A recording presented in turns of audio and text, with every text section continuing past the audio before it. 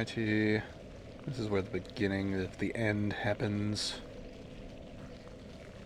Alright. Got the green bars. Doing good. Recording. Setup's correct. Great. Great! Alrighty. There we go. Do we have anything to pop? We do. Alright, let's get back into this. Oh, wait, shit. I need to fix the chat. Need the live chat. There we go. Here we go. Here we go. Ooh, earlier than I was expecting. Good day, sir. Good day to you, Andrew. How be ye?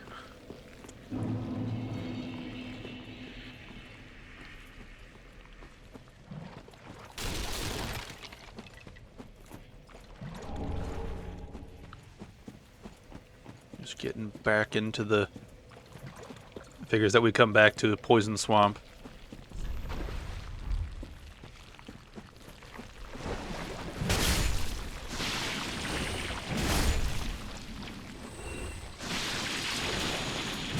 Huzzah! I wonder how would that look on us?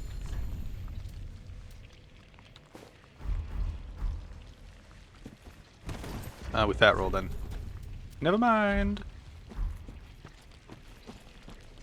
Just now I think about it, I kind of like the idea of wearing like the mirror hat, just because it looks stupid.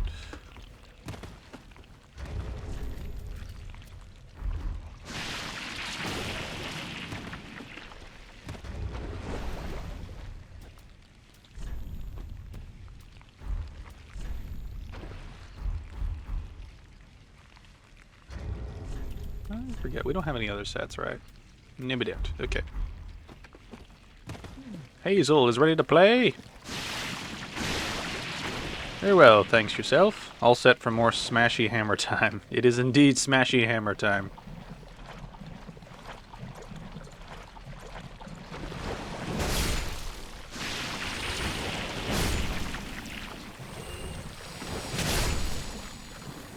Smashy hammer time. Ow. Be gone.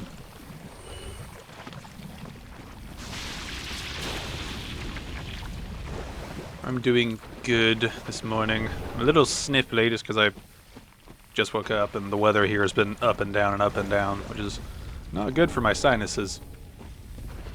I'm getting old. Alright. This is bad. Like, I've been recording stuff for the, for, like, just talking about the bosses of Dark Souls 1, 2, and 3. And so I've been playing a lot of Dark Souls 1 and recording the boss fights. And, so my controls are different. It's kind of screwing me up here and there. Keep hitting different buttons to do different things.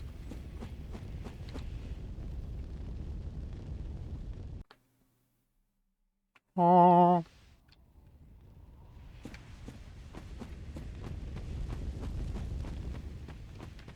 One flame down. Ow.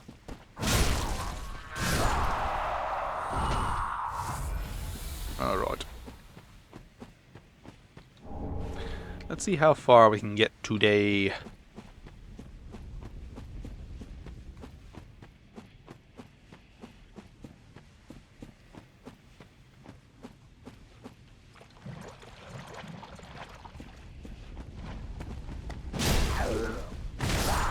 Fuck you, jumpy one. Go back to hell from whence you came.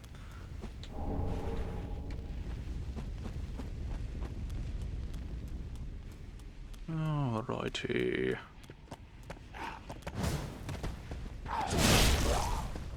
Fuck you!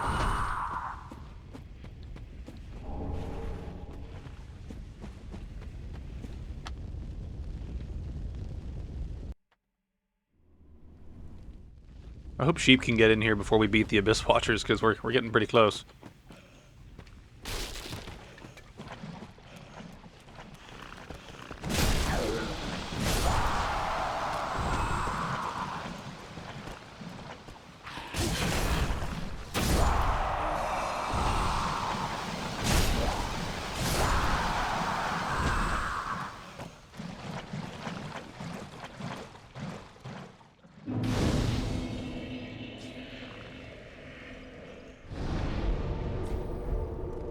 Alright, let's not go back yet. We've got a lot of little misadventures to get into. Hopefully he can pop a message in the Discord in case guys didn't get a YouTube alert. Appreciate it. Thank you for spreading the word. The good word of Vort's hammer.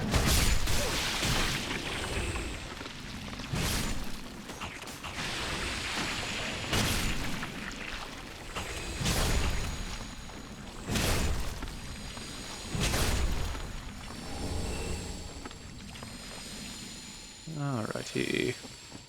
Here's the way. There's the way. Yeah.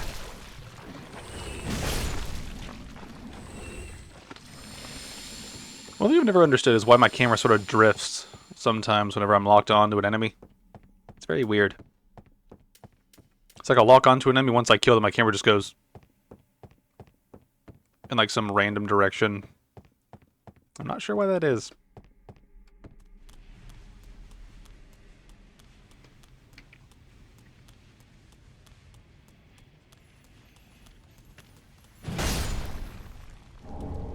Nice.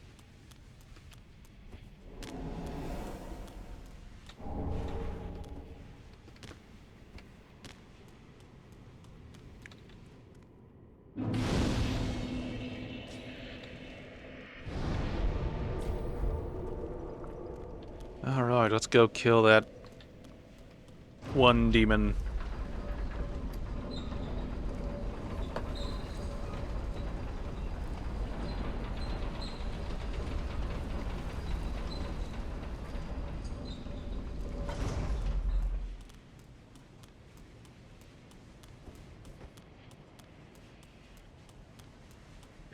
That's so ahead, buttholes!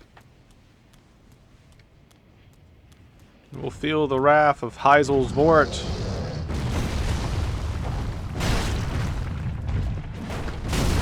Ow.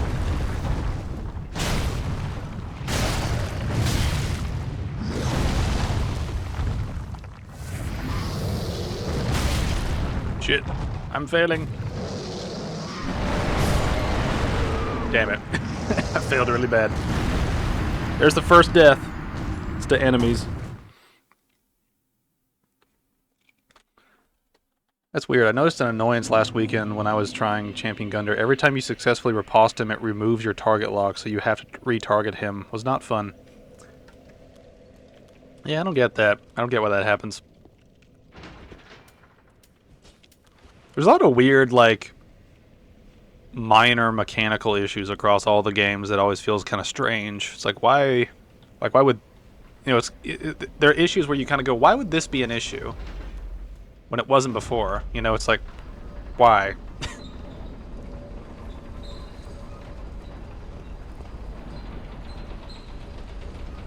Your lucky stray demon isn't classed as a boss even though it drops a soul.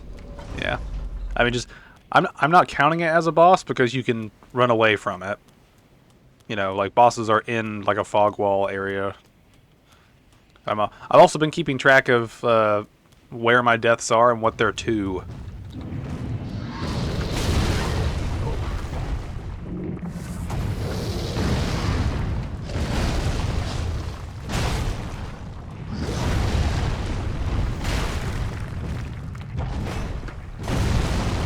Woo! I'm inside of him.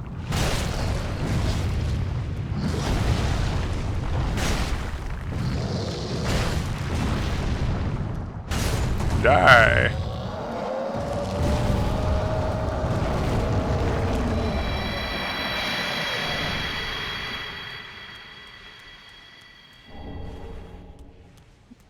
At least it's a free 20k souls unless you want the ring or pyromancy from his soul. Yeah, that's true.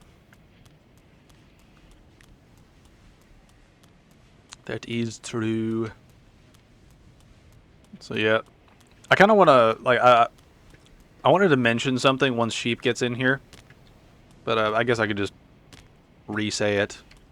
But I went back through the previous Dark Souls streams and just kind of compiled the data of how I died and what I died to. And yeah, plus you can get a level from Yol. Yeah, I can get a level from Yol now. It will be great fun. But yeah, so from the previous runs, if you break up what the deaths were from, in between bosses, enemies in the world, and just misadventures, in Dark Souls 1, 8 of our deaths were to bosses, which is 73%. To enemies in the world, we had 3 deaths, which is 27%. Dark Souls 2, by comparison, flips that around, where we died 4 times to bosses for 16% of our deaths.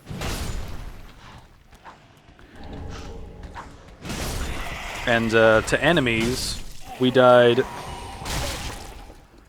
Let's see. To enemies, we died 17 times, which was 68%. And then to misadventures, we died 4 times, which is another 16%.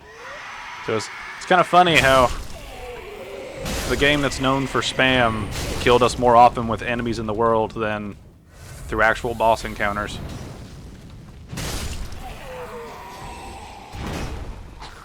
I just thought those statistics were interesting so far.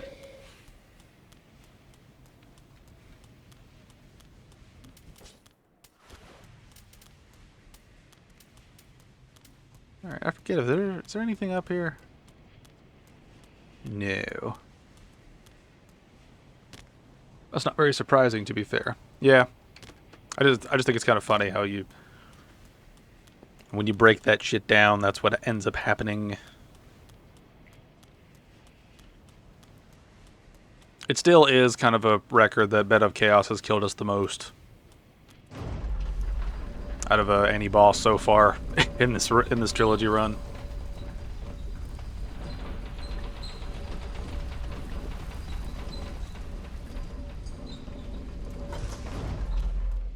All right. Let's go back and get a bunch of upgrades and stuff.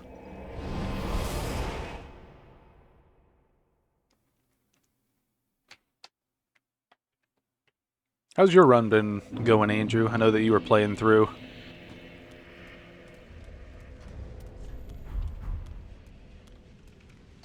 Bed of Chaos is a crapshoot. No wonder so many people use an exploit for it.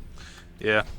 Well, it's one of those things where I was recording, like, my runs through it, and I thought, you know, I wonder if the devs didn't intend for... Like, I wonder if the devs intended for us to use a bow in that situation. Because both areas, like, that you need to hit before you get to the middle are very easily sniped. Right, like, really easily. Like, they're not very well protected at all. So it's just one of those things where I'm wondering if they intentionally made the boss kind of a... Like, I wonder if they just took the gimmick too far and didn't put a bow, like, outside the arena to, like, indicate, hey, use a bow or something like that. Like, it just feels strange that the fight works very well if you have a bow, but if you don't, you're kind of screwed. Right? And it's that weird thing where... Like, it's a weird thing where I'm not really sure if that was an intentional thing from the devs or not. Oh, I'd love the big hat. The big hat would be cool. I already got a big goofy hat, though.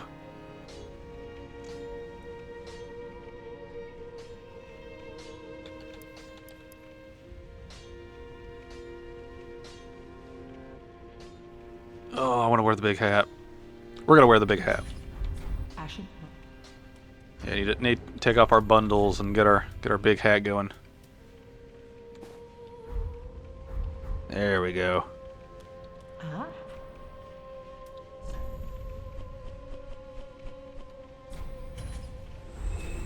Took a break from DS3 after last weekend. Been getting stuck into Armored Core for a change since I was feeling drained with DS3. Can't beat a big floppy hat. Yes. Big floppy hat is awesome. Gotta enjoy the flop. Just what?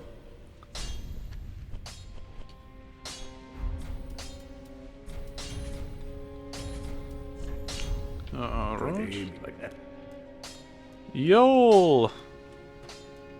Actually, wait. I should bank my souls, then get the level up. Welcome. Just because he'll level us up no matter what. We should take advantage of that.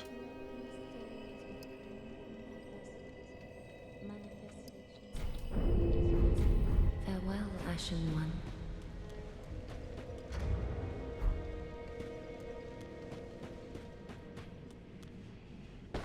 Hello, my dude. Oh, this and I, then shall bear.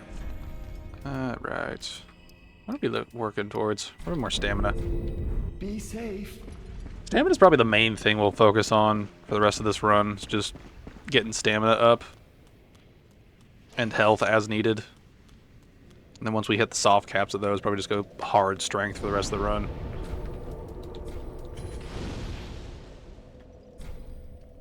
We only had that one, right? Alright. Let's go.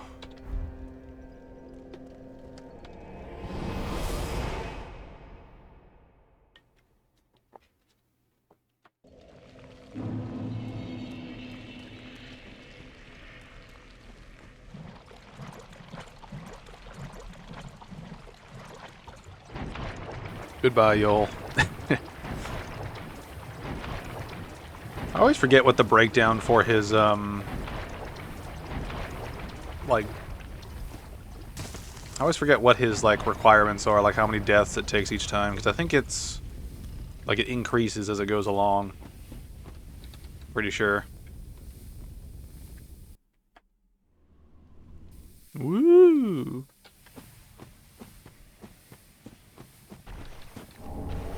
Alright. With all those done... 15 deaths? Okay. I knew it sequentially got more and more. Alright. I guess Sheep will have to... let's see if Sheep can come in right as we defeat the Abyss Watchers. That would be kind of funny. Shows up at the very end of the fight.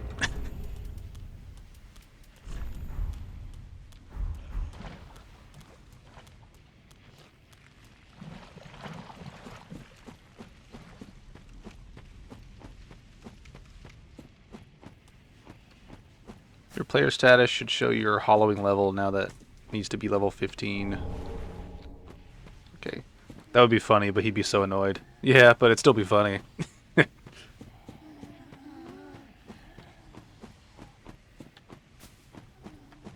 Hello, Dark Wraiths. You do your thing. I'm just gonna sneak past you.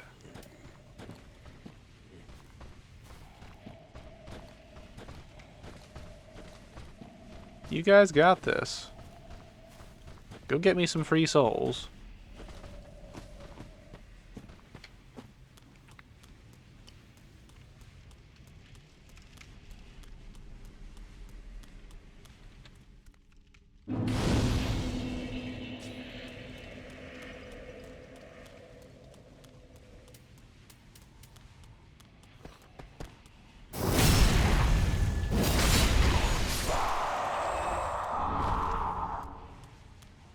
Flashing back to your montage to get Black Knight armor.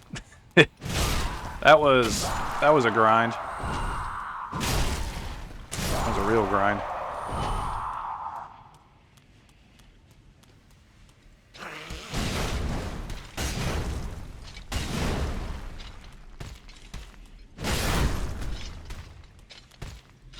Oh god.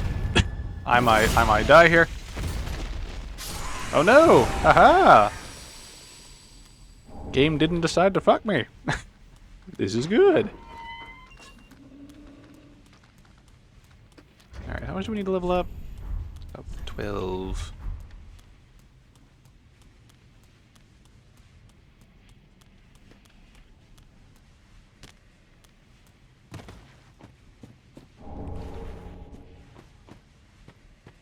Wait, they got smashed hard, indeed. Oh man.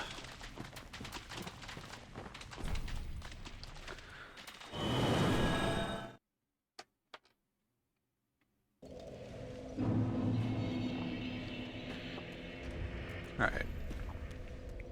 Well, 12,904. I basically need like 2K. Don't really need any of these. Don't really need any of these. Not gonna use spells. I think that's barely enough. Ashen. Welcomes. Very then take. There we go. Barely did it. Farewell, Ashen One. May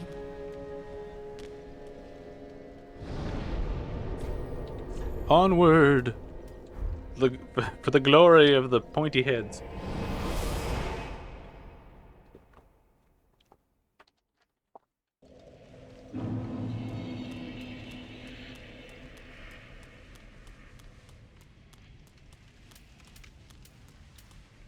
Alright. Now we wait for the Dark Wraiths to do their thing.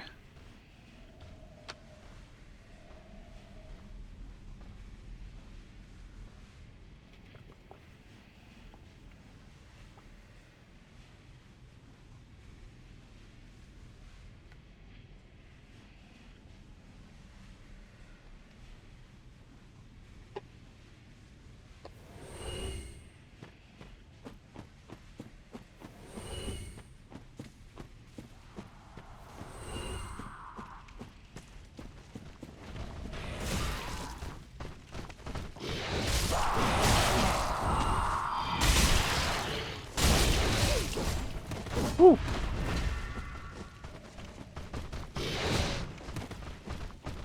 Now, I always forget if they'll interact with anyone I aggro, or if everyone will just aggro to me and be very mad.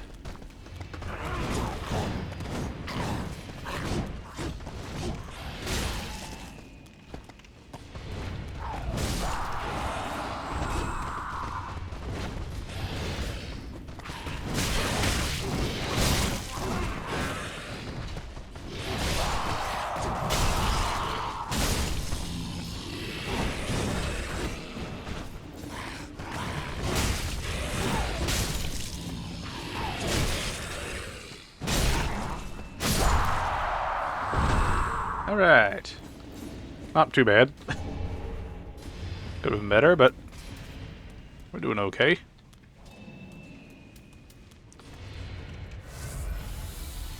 Oh, that's a big Estus. Now it's time for our first Lord of Cinder.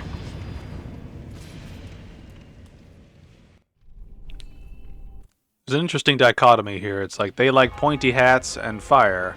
I like fat hats and frost.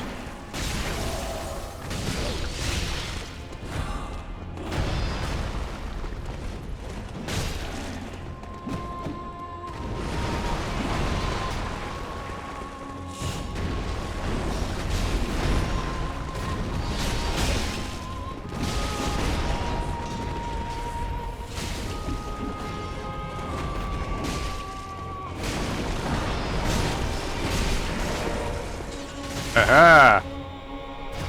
Do you enjoy their boss theme? They do have a good boss theme.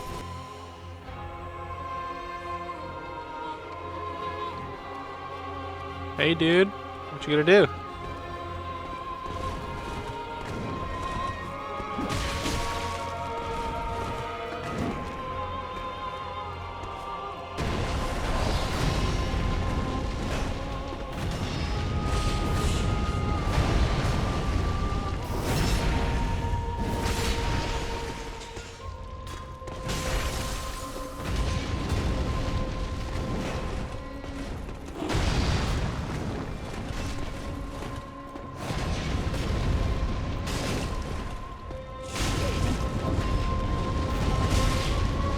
Woo!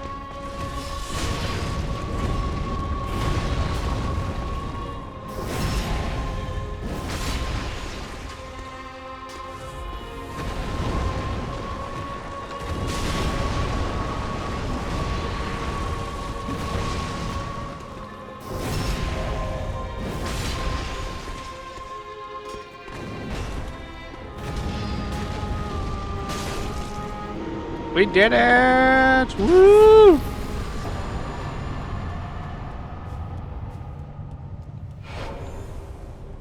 Free Ember! I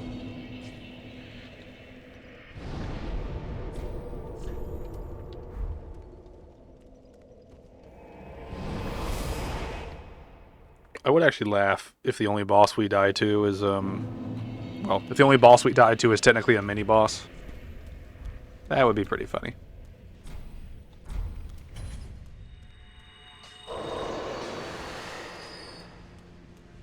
Welcome. Very then taken. Woo! First Lord of Cinder, woo! We gotta believe in the Cinder. Might get this up to 30. Farewell, Ashen Maiden. Alrighty. Now the only bosses I'm really worried about are ones that have gimmicks. Those are really the only ones that I'm concerned with in terms of the run, because Wolnir's not that difficult of a boss fight unless he does very particular things in the fight. It's sort of like a weird flip of a coin how difficult that fight's going to be.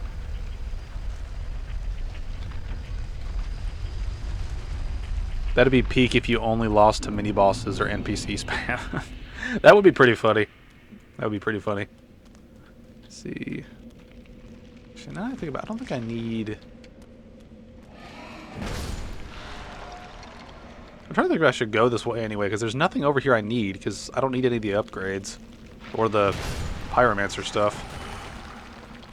I would like that little crystal lizard over there.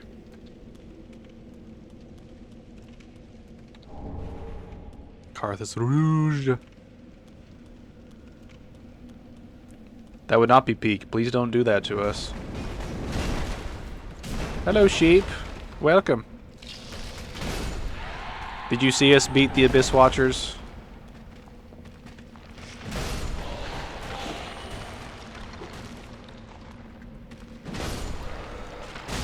Ow.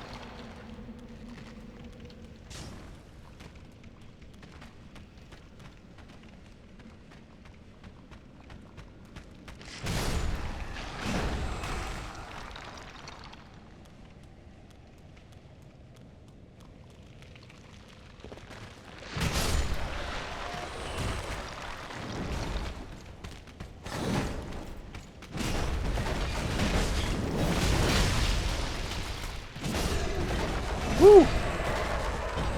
That could have been very bad. Hi, Andrew. Hi, Vangeris. And no, I just missed it, but the sadness still lingers. You will survive. You also missed the first death. That is true. We died to the, what is that demon called? I always forget. Is it the stray demon of this game? But yeah, I died to that one demon. I played poorly and he smacked my ass. Ow. Yep, to stray demon. Managed to beat every other boss fine, but stray demon was the one that killed me. No way, yes. At this point, it's a bit of a meme.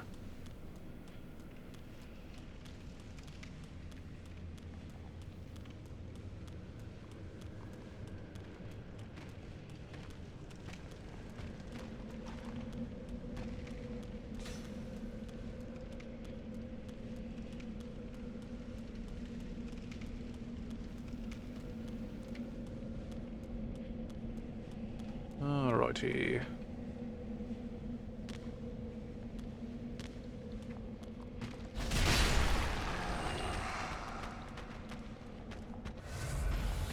Beating Dancer was exhausting. I died so many times. That's why I didn't want to do it early. I'm not that dedicated to getting to those, like, bits of content until later.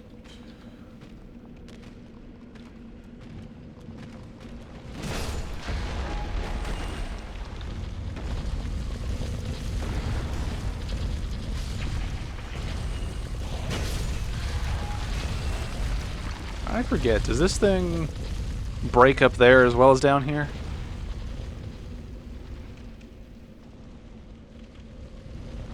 No, it comes back down. Okay.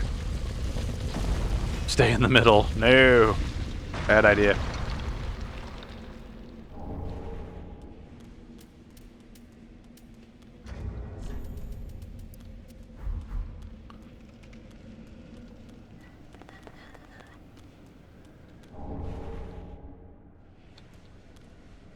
really wish you could actually, like, repair that and open this up. I feel like that was an idea at some point. Then they were just like, nah.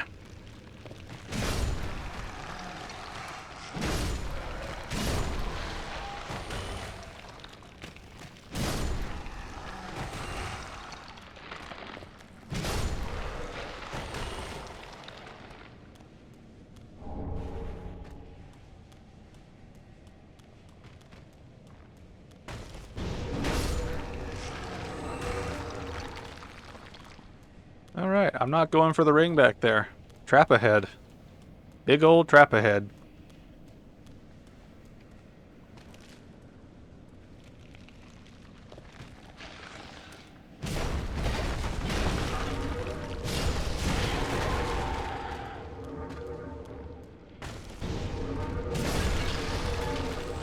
Ooh.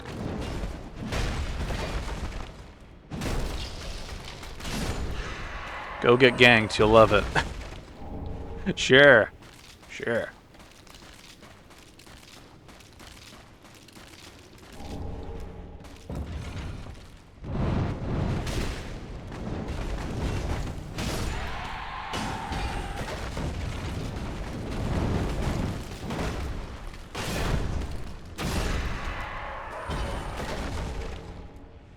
Look at all these resources I'm not going to use.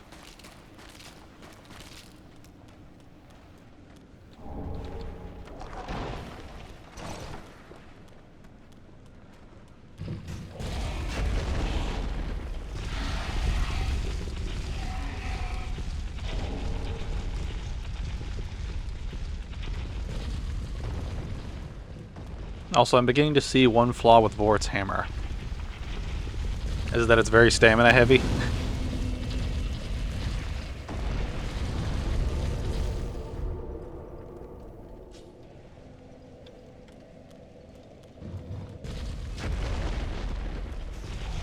It's really fucking heavy, so I have to invest quite a few levels in this stupid vitality stat. Aggro the rats. There we go. Come die, little rats. But yeah, that's just the price you pay for having heavy weapons in a game. So we gotta learn to live with it.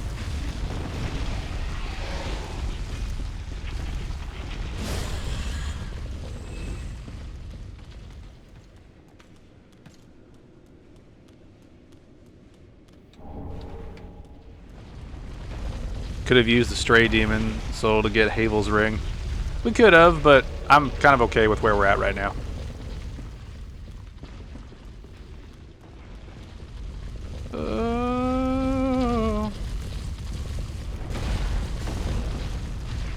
Deal with this shit, my man. Deal with it.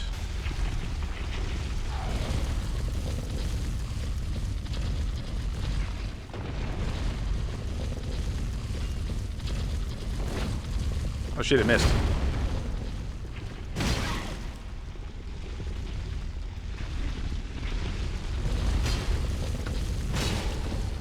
Yeah.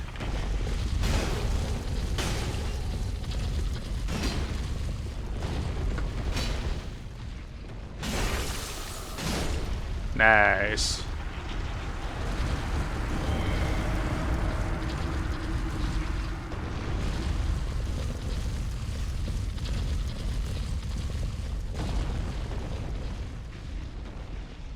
That would have been unfair if Angarus did that. That's meaning she could. Oh. 20 vitality and I have the Havel Ring on. I'm wearing the Elite Knight set minus the headpiece because I don't like the cover up unless the game makes me super ugly. That Frostbite proc there. Yeah, that was a good Frostbite proc. Alright, we should probably go back since we got to upgrade stuff anyway. What's up, Angarus? What's up, Arbiter? How are you doing? Welcome to the Soulsisms. Welcome. Very then take. Hey, I think we got more health. Farewell, Ashen One Maiden. Alright, I forgot. Yeah, okay. I always forget, like, my brain kind of like auto like tracks me to where it's like, okay, I have upgrade, return to hub, and then I don't actually like remember what upgrade I do have. Actually, wait. Do I have any smithing items? No, I think I have enough for the shield. Ah.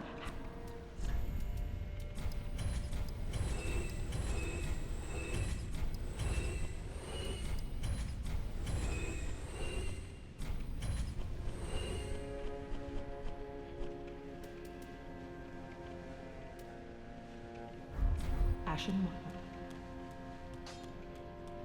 Just praying on Venger's downfall as usual, wanting death that he isn't giving his loyal fans. Just wasn't it? Just die right at the end. Oh, I could have upgraded this a long time ago. I'm stupid. I thought that was more upgraded than before. That's kind of funny. Like that. I was too stupid. I was too stupid to realize I could upgrade it again. Let's get rid of some of you.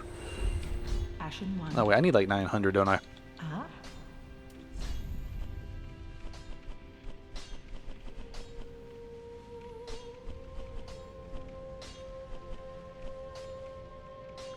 I was thinking I was going to use this ring, but nah. Ashen. Oh, I got the scales from the lizard before Abyss Watch. Okay. I need to keep track of what shit I have. Like that.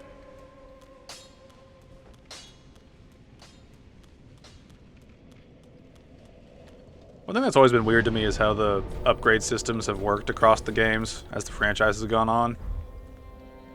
It's kind of weird how like they scale up in different ways. Like in Dark Souls 1, you need 9 like Titanite shards to fully upgrade to like that tier, and then 9 large shards to fully upgrade to that tier.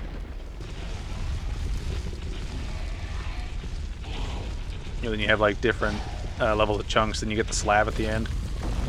And then in Dark Souls 2, it's like a more like even thing where it's like just 6 of each type and then slab. And then Dark Souls 3 has a thing where it's like, it's like 2, then 4, then 6, 2, then 4, then 6, 2, then 4, then 6. And then slab. And then you have the other shit with the special weapons taking like 1, 2, 4, and 6 and 8. It's just like so much. Like, I wonder why they keep moving it around so much across the different games.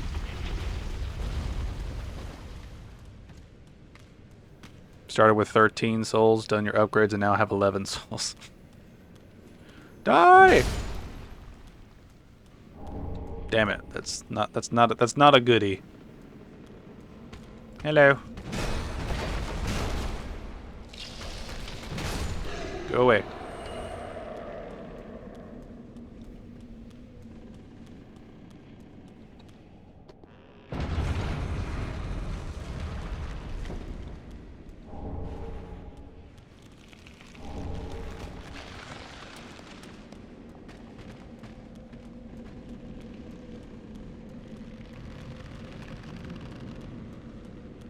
Leave me be, skeletons.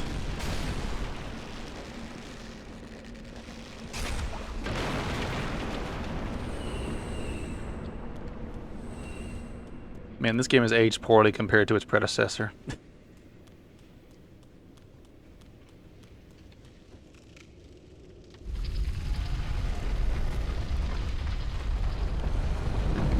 Alright.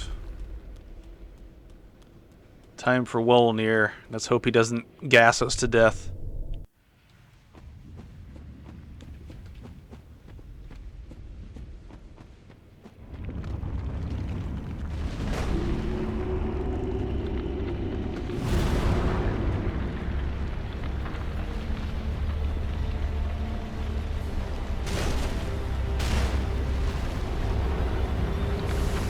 No, no, no, no. Gas bad. Crazy Skeleman.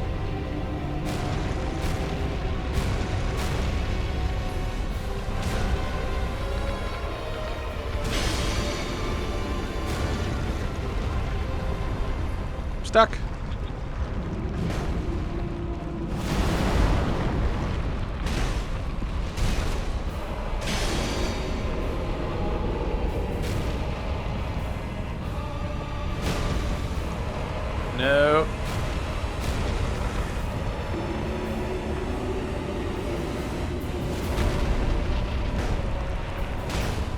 Quit going back into the mist.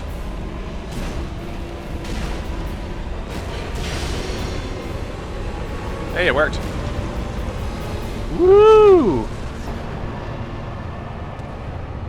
I bet I could trigger somebody with that. I'm gonna keep it in the back pocket for later. Yeah. That'd be so funny. To be fair, people say it needs a remaster and I don't understand. Yeah, I don't get, like, I think Dark Souls, like, I think it's fair to make certain remasters of games that were, like, on previous consoles, and maybe you want to update the graphics and performance a little bit. But for this game, no, it does not need one. And, like, how would you remaster it, right? Such a non-optimal stat. It would be easier if you went for the bracelet on your left first. Nice job, thank you. DS3 does not need a remaster, Jesus, yeah. I guess it's one of those weird things where just like this is the one thing, right? Like there are ultra fanboys of every type of game, and then there are like ultra fanboys of From Software in general, right? That want like everything remastered just so they can buy it again and have it work at like 4K speed or whatever. I don't know. I don't know what like optimal upgrades they'd make for this besides just making the frame rate higher, maybe? I don't know. Sony have remastered The Last of Us a ridiculous amount of times, yet haven't touched Bloodborne. It's so confusing. Yeah. Welcome, speak. Well, that's... Very then take Is that a Sony thing, or is that just a studio thing, right? Because I know that, what's the studio that did Last of Us? Is it Naughty Dog? Is that their name? I can't remember off the top of my head, but yeah, I know the studio that did The Last of Us needed some cash after The Last of Us 2 didn't do so well. It won like 1 billion awards, but apparently didn't sell very well. And cost like a fuck ton of money, so... Naughty Dog, yeah. It's just, yeah. But it just comes back to, like, make a game that's... Like, if your game's good, and is like... I think that remasters are a very weird thing. Right? Because on the one hand... you have like remasters of games that are brought into sort of a new sort of generation, if that makes sense. You know, like Dark Souls remaster, it's kind of a good example of that. You know, they brought it into like the I don't know what console generation it was, but like they brought a game from the PS3 era into the PS4 era, right? And that was and that was something that yeah, and that was something that like it brought like some like optimization upgrades for like how that game works, right? But then you have remasters like the Resident Evil or like remakes, right, where they take the old game and ramp it up back to like they essentially take a game with an older style of playing and then bring it into like the modern age and like update it for like quality of life stuff, right? But that's when you get into the territory of all-out like remakes, right? Which, I mean, I've enjoyed like some remakes. You know, it's just we're getting into that realm where so many games are just like the 15th sequel of a franchise, like Call of Duty or Assassin's Creed, or we're getting things that are just sort of like parodies of itself. You know, I'm honestly surprised they remastered Last of Us after that sequel. You'd think they lost a lot of fans with those story decisions. I mean, they did. Technically.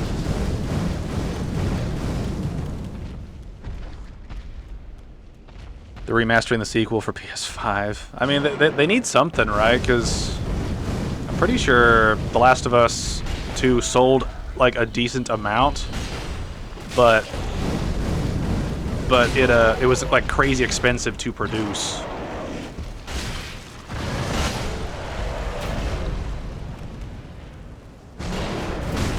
Ow.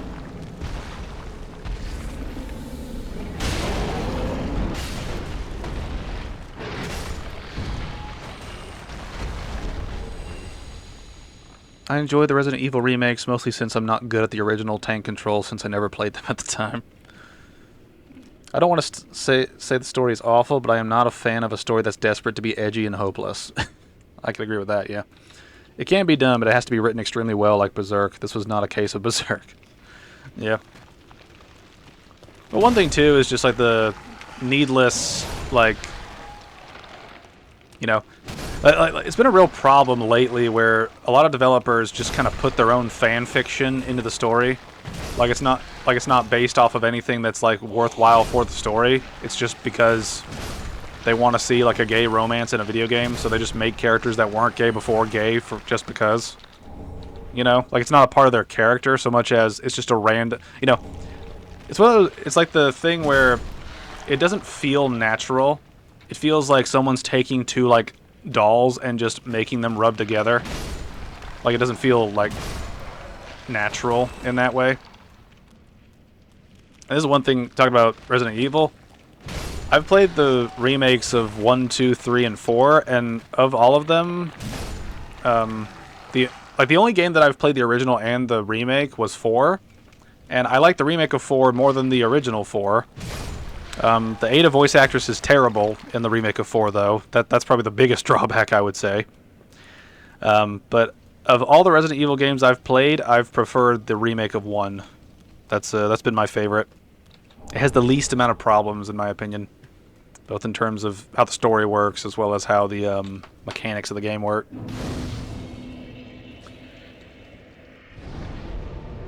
Gonna be interesting how the HBO show handles the sequel storyline. I heard they've canceled the threequel. Yeah, I think they can't. I don't think they've officially canceled 3, but they've basically said it's not looking good. I also like the remake of 4 more than the original. Ellie had good chemistry with that one girl in Last of Us 1. It felt natural, but it felt so forced and generic in the second game. Yeah, because people don't know how to write relationships anymore. It's like the relationship writing of a lot of games has just devolved into like porn writing. You know? Like it's just like, we happen to be in the same place. I happen to like you. I happen to like you too. Let's fuck. And then we get a sex scene in a video game, which is like, what's the fucking... Like, I'm not a... I'm just going to put this out there. I'm not a fan of sex scenes in general across, like, anything. Right? I think they're largely useless. They're just gratuitous for the sake of having sex in your project, in my opinion. Welcome. Very then hey.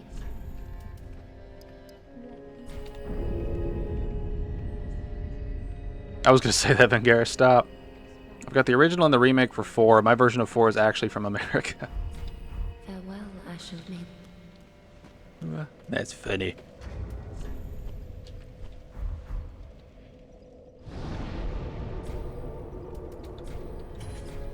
That is literally how it is, though. We don't get much chemistry, and boom, we get a sex scene, and now 2 characters are inseparable.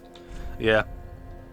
But one of the most annoying things I've dealt with in video games is when the game treats characters differently from how, like there's a, I don't know what you'd call it, but there's like a narrative divide between what the character, like how the character is treated by the game versus how we see the character through their actions in the game. You know what I mean? I complained about this in my Borderlands like run-throughs of stuff. It's like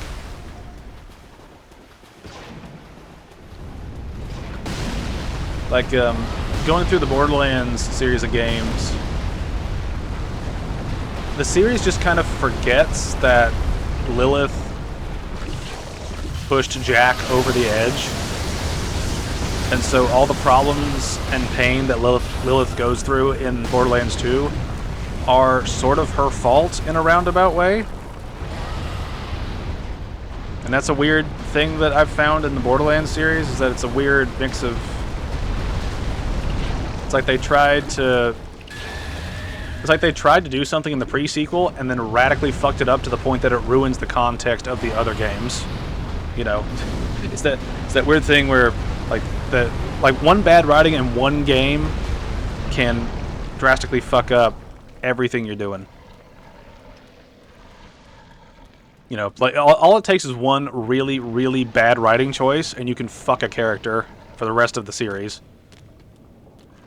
You know, unless you like identify the problem in the series and then have the character like grow through it.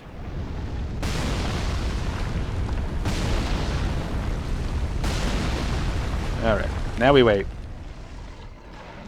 The Borderlands film is on Prime. Been tempted to watch it, but I know you were pretty critical of it. I've never played the games.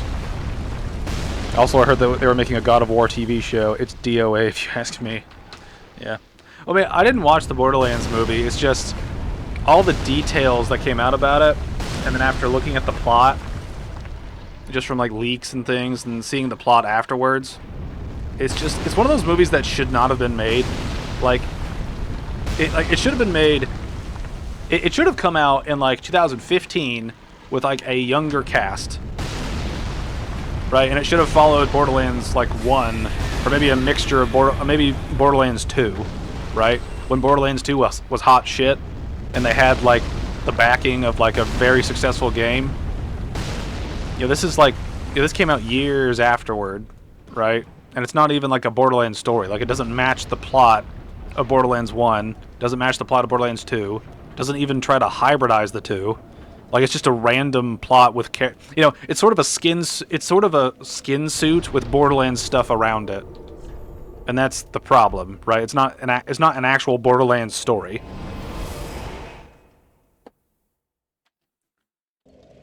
I reckon God of War could work if they keep Christopher Judge as Kratos. I mean, we're kind of on the cusp of just a bunch of video game adaptations sort of becoming the new superhero thing. You know, like superheroes kind of had their time in the like late 2000s and 2010s. And now I feel like we're going to like transition into video game movies being the thing. Which, I mean, I'm not against. I mean, there's plenty of video games out there that I think would make for interesting movies. You know, it's just a matter of making it work, which a lot of places can't make it work. Welcome. Very then take. I watched the Yakuza TV series yesterday. It was pretty enjoyable in my opinion. Kind of annoyed they dubbed it. I went for subs instead like the original games. Yeah. I've never played any like Yakuza game or anything, so I don't know much.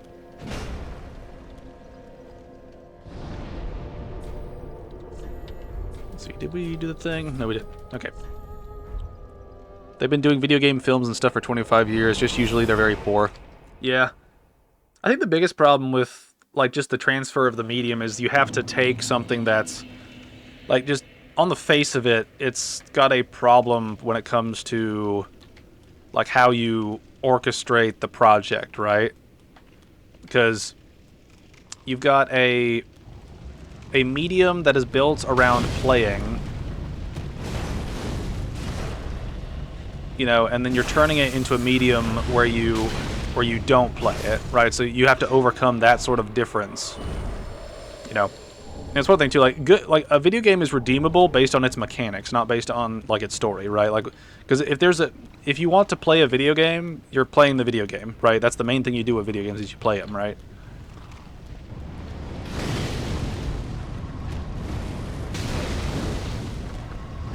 Oh, grab shit, grab shit.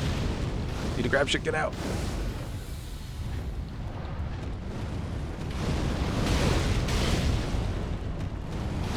Can't grab it. Woo-hoo-hoo.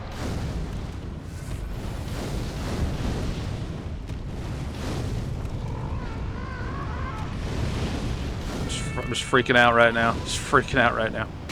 Ow. Run! Show is cooked. The showrunner stated he's not a gamer and won't even try to finish the game. That's a low... I mean, that's a low bar, man.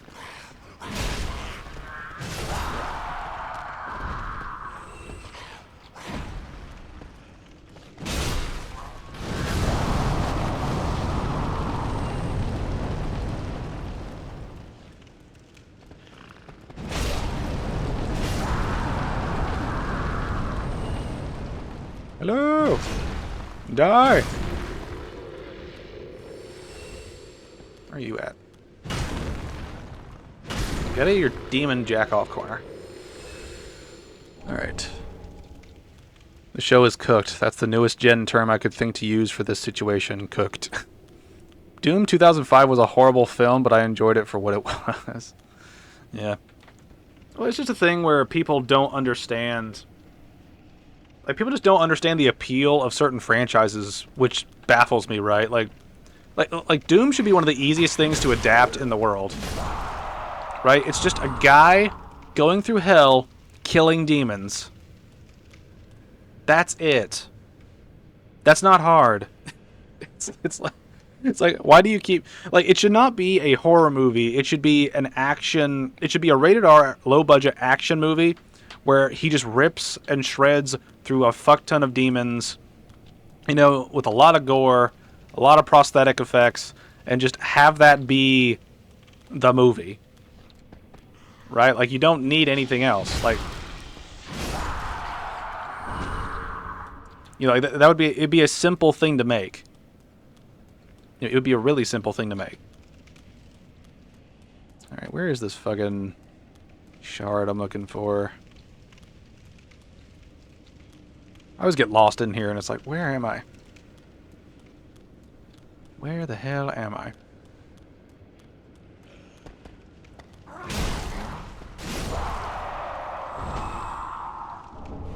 Also watched the most recent Resident Evil film. They did Welcome to Raccoon City. Quite enjoyed it for what it was and the changes they made while staying kind of close to the game. I guess it's not even like the game is Dark Souls. They give you difficulty sliders and he won't even try to learn the controller. Wow. Wait, is this the same guy that failed to get past the Cuphead tutorial? And the guy who couldn't move his character and his camera at the same time in Doom Eternal? Is that the same guy? I swear, man, like, the fact that they have, like, a journalist mode in some games is just reeks of just, you should not be reviewing this medium. If you're not good at playing video games, you probably shouldn't be a guy that reviews them. I mean, just full stop. It's like, what are you doing?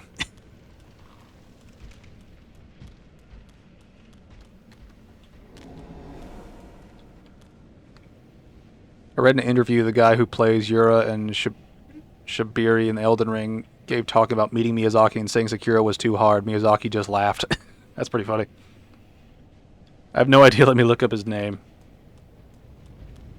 Oh, here we go. Here we go. Yes! Now we can get out of this hellhole.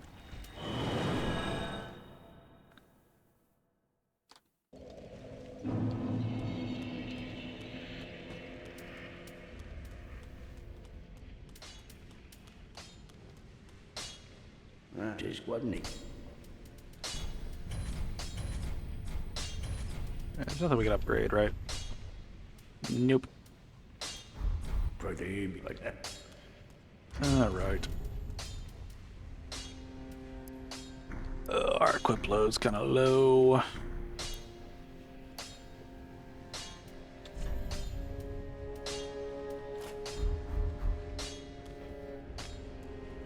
Alright. That should work. It says his name is Ronald D. Moore. Well, that's not the guy I was thinking of, but it's still kind of funny.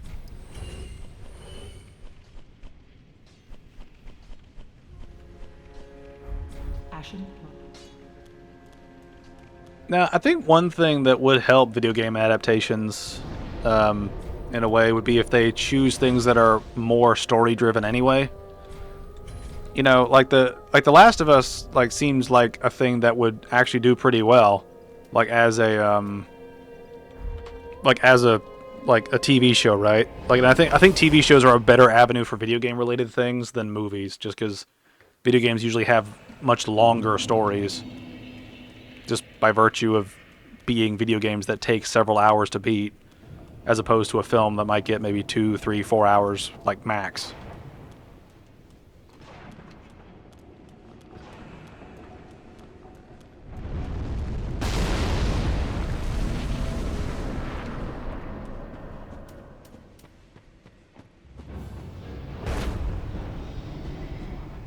Let's go, buddy! Woo!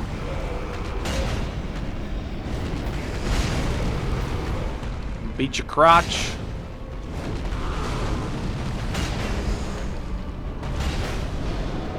I'ma beat your crotch in.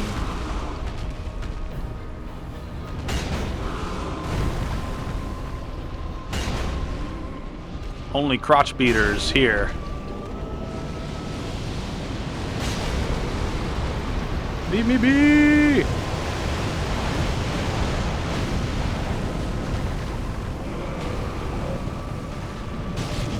Oh.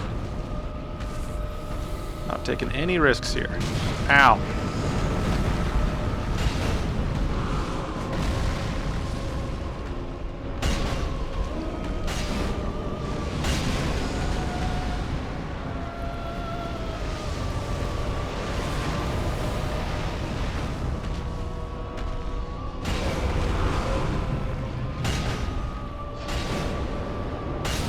Aha! Kicked his teeth in. Sweet.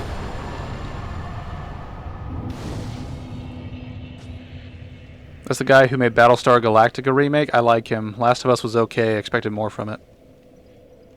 He can stay over there then, Andrew. Yeah. Well, I mean, I think just one thing too is you need to get people that care about the medium, right?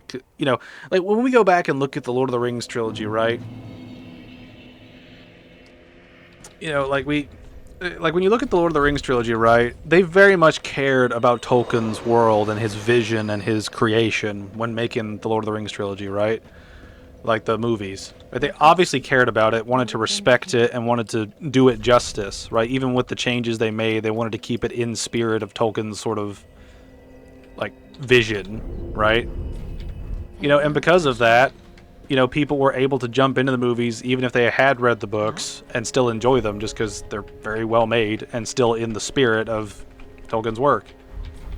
You know, like if you're gonna make something, why would you want to make it if you don't care about it? You know, and we see that so much nowadays where people want to make their own thing, and so they just take a like they take their own story, write it, and then just throw an IP like skin suit over top of it, and then call it that IP thing, right? You know, like look at fucking Velma, right? That is not a Scooby-Doo show. You know, it just has Scooby-Doo skins on it. You know, we just see that so often, and it's frustrating. It's like there's so many good things that would work as a movie, and they just are too stupid to make it work. Like it baffles me. And when you're playing with like hundreds of millions of dollars, it's like, come on, like you should be able to afford people that can have like the most bare bones level of writing quality. Halo was another poor adaptation. Yeah, that too. Velma. Yeah, well, Velma's a good example. It's a project that basically got raped. A project that was basically raped by its concept.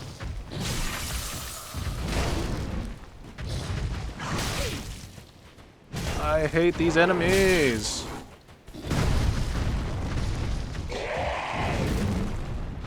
I hate you. You make me sad. Go away. Alright. Coming from a black guy here, please stop palette swapping beloved characters. I don't feel enlightened or respected by it. Yeah. I mean, Nerdrotic has made this point a lot, where like every time that they do these like race swap things, they're basically acknowledging their own sort of racism in a way, because it's like they don't believe a black character can carry his own sort, like his or her own sort of project, right? They have to have the white leftovers, as it were, and it's just so frustrating that they think that, right? It's like there's, you know, it's like the recent Captain America movie, right? You know, it's like Sam Wilson was great as Falcon, but as Captain America, he kind of sucks.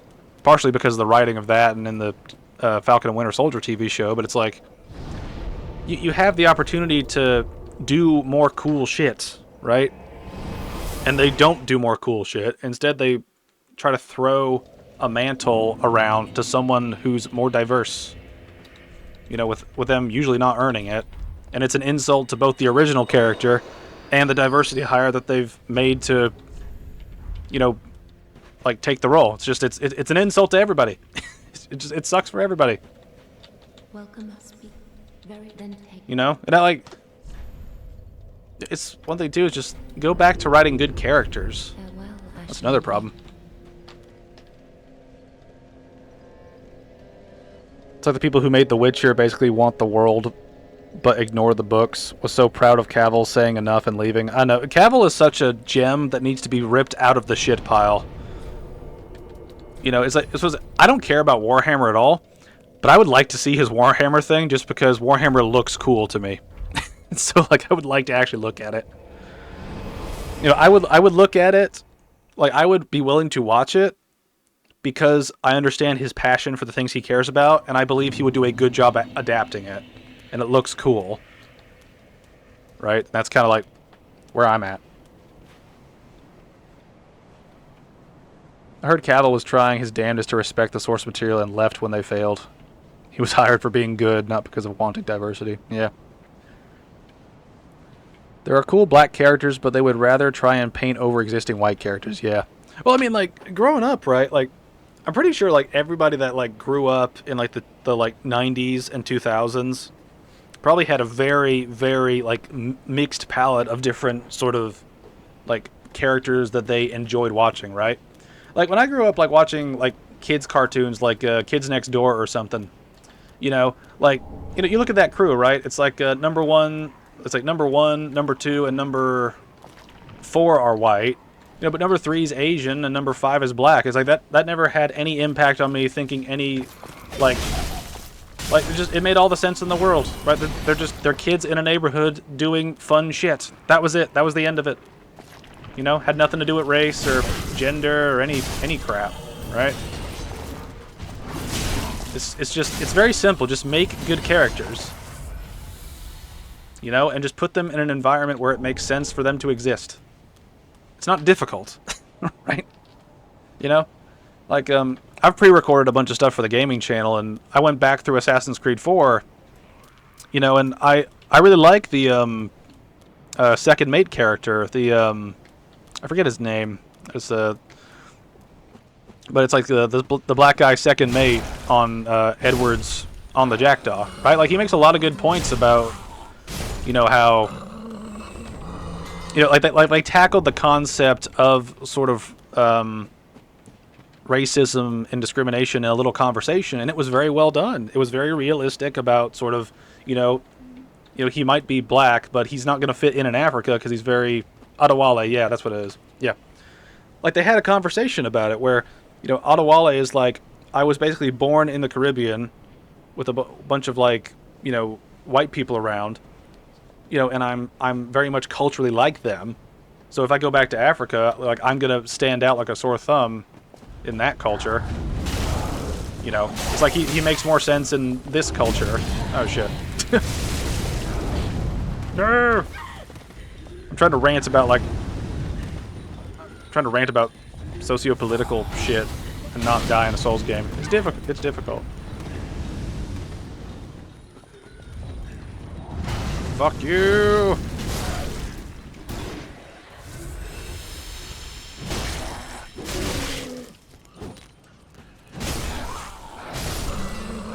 Alright, chill out. Alright. I need to catch up on chat. I keep, like, picking up random things and then, like, dealing with shit in the environment. Alright. Let's see. There are cool black characters, but they would rather... Yeah, okay. He was because he played and loved the games. Good on him fighting their BS. That's also true, yeah. And somehow without ever realizing that you only build resentment for a character, especially if they clearly reflect the writer. Yeah, too many characters nowadays are just, like, a writer insert. You know, it's like you look at so many of... Like, you know, like, a lot of modern, like, games and TV shows, it's like, okay, okay, what's this character? It's a fat, gay, it's a fat black lesbian, alright? Well, look at the writer. Oh, look, surprise, surprise, it's a fat black lesbian. It's like, you know, and it's a surprisingly high frequency that, like, they're just, you know, they are the thing they're writing about, which... Again, that's not really, like, an issue that I take with it on the face of it, right? But it's sort of become the stereotype where they can't write a story about anyone other than their own demographic, which is kind of insulting in their in its own way to that demographic, right? Because it's, you know, because if the only, you know, if the only person you can write about is someone that is exactly like you, then that shows that you have like no empathy towards other people and no like relatability to other humans outside of your own like sexual preferences and race, you know, which kind of shows your own racism, like your own discrimination.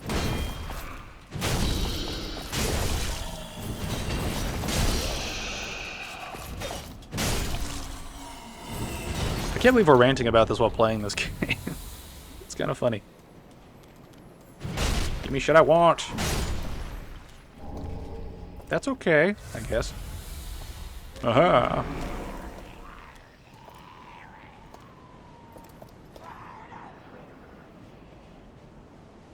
Never played Warhammer either, but you've got to admit seeing a pic of him with his gaming PC makes you question things.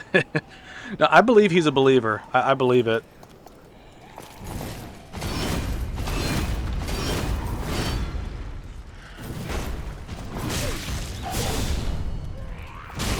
Come back here. Alright. It's kind of funny how the self-insert is always the center of attention and they never have a good personality yet somehow have friends, lol. Yeah, just it's just Mary Sue writing. Just fanfic Mary Sue writing all the time. You know? I mean, it really has, like, South Park made a great joke when they did that whole bit about make it, put a chick in it and make her lame and gay. It's like, that's pretty much it. That's the stereotype, right? And they keep doing it. It's like, they keep doing the meme. And they don't realize that it doesn't work. It's basically what Russell T Davies, the guy who brought Doctor Who back, has said. All he wants to do now is making things with gay people now, and you can see how poor Doctor Who is now. Yeah, that is true. That is true.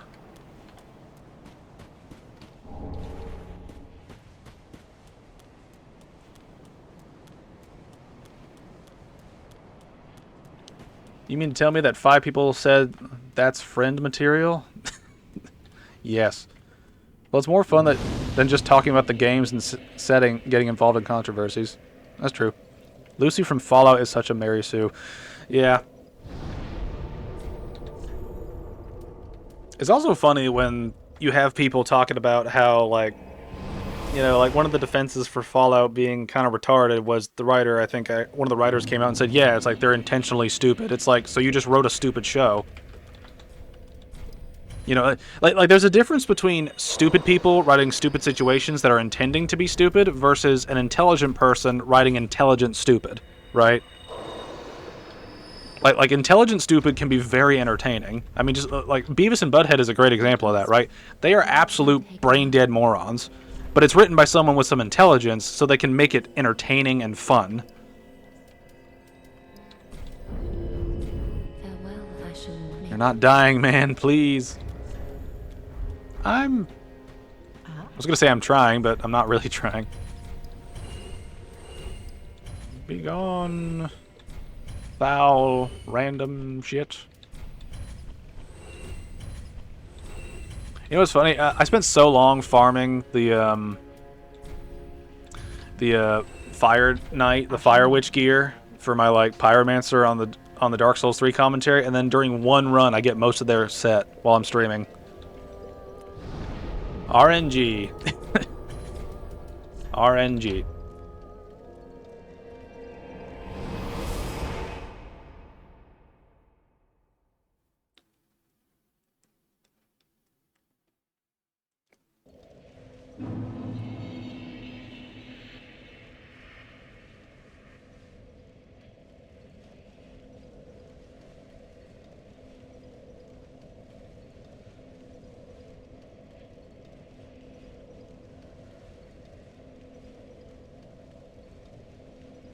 Alright, sorry, I had to text somebody. Alright. I did enjoy Fallout, but it felt really boring until the last episode. Yeah. I mean, again, just there's so much you can do with so many, like, IPs. And they just don't. And I don't understand it. I really wonder if, like, the biggest... Like if we had to pin down the biggest issue with adapting something into another medium, I genuinely wonder if the biggest problem would be incompetence or ego. Right? Like which of those two things is the bigger issue, right? Because if you've got an ego, you still have like a chance to make something really good. Right? But if you're incompetent, then no matter what you make is going to be just bad in general. Right? So I wonder about like how some of these like creatives in Hollywood are, like, and I use that term loosely. You know, like these people just don't know how to take something that already exists, is already entertaining, and is already a lot of fun to sort of mess around in as like a world, like to just have scenarios in, and then they just make boring, banal shit. You know, it's like Fallout like has a ton of things that you could play around with and have it be very entertaining. They just made it really boring and stupid. And it's like it's like, how is it this hard? Like, I guess I keep coming back to this question. Like, how is it that hard for you motherfuckers to like make something good?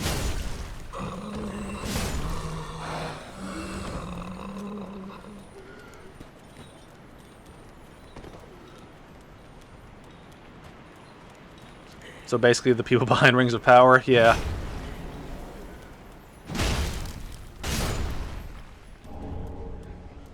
Twinkling. I don't think I need that. Ow.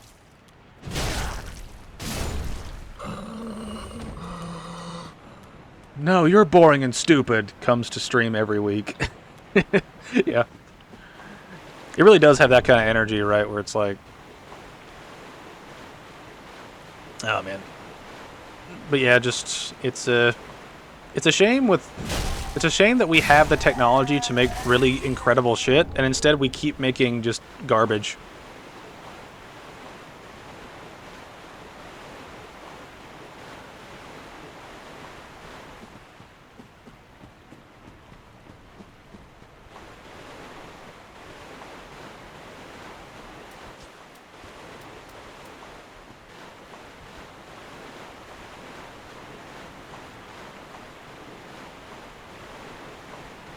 Oh man, there's a part of me that's been tempted to watch Rings of Power and like talk about it.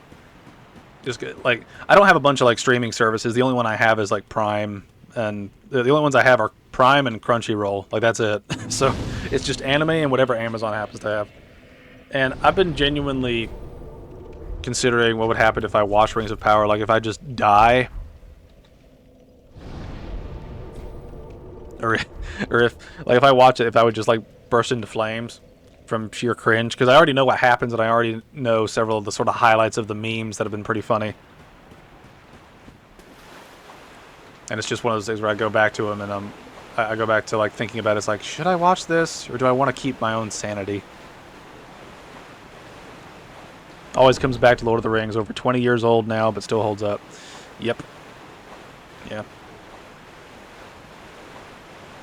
I mean, just, you have to care about the thing. If you care about the thing, you'll probably be okay.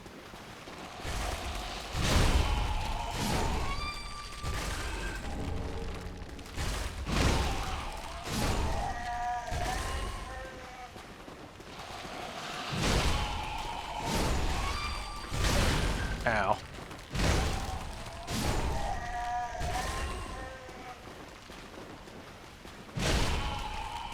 I watched it and regretted it, but I'm waiting for the new season to see how much worse it gets. Yeah, I feel like everyone that's watching it is invested in it just to watch the dumpster burn. Like, I don't know many people that actually genuinely like the show.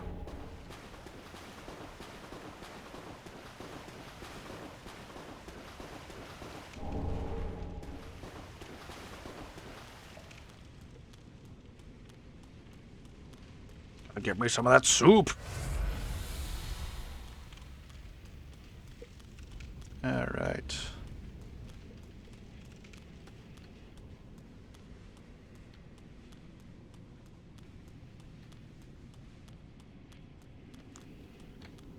Boobus ahead, buttholes.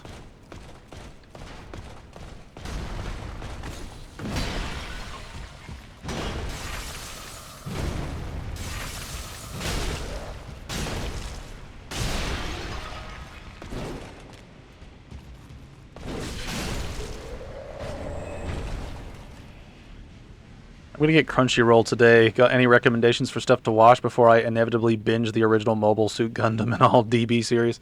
I don't. I'm a very normie kind of guy. Just finishing One Punch Man and Chainsaw Man is on the list. Yeah. Sadly, I don't think One Punch Man is on like Crunchyroll for some reason. I don't know why I've tried looking up One Punch Man on Crunchyroll, and I can't find it on there. So I just bought like DVD copies of the show of the seasons that we have. But I mean the things I like to watch are, I mean, if you haven't seen it, Death Note's an easy pick. Death Note's pretty consistently fantastic. It's on Prime. Like, is the new stuff on Prime or is the old stuff on Prime?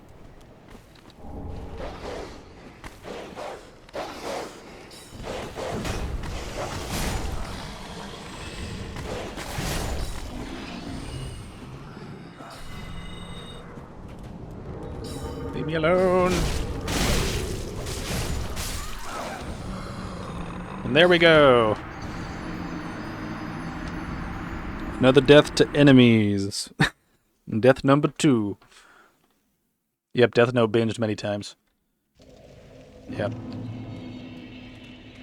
It's kind of hard for me to pick which one to watch. Dragon Ball. That used to be my shit until Super. So that's what they. Does Dragon Ball have an end point?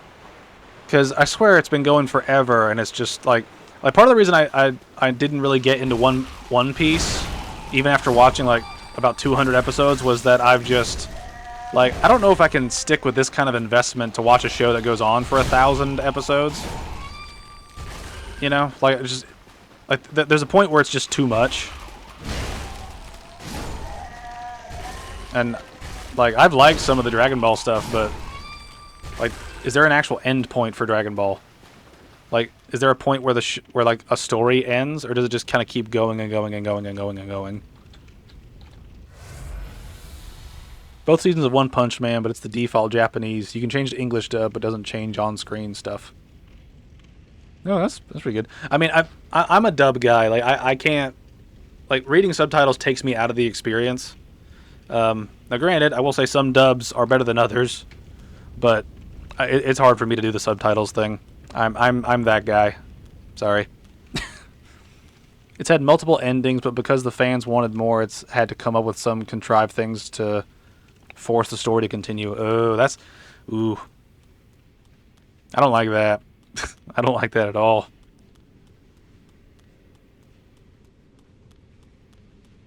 It was supposed to end at the Frieza saga with Goku dying in the explosion. It was supposed to end in the Cell saga and the Boo saga. So the short version is, it was supposed to end over and over and over again.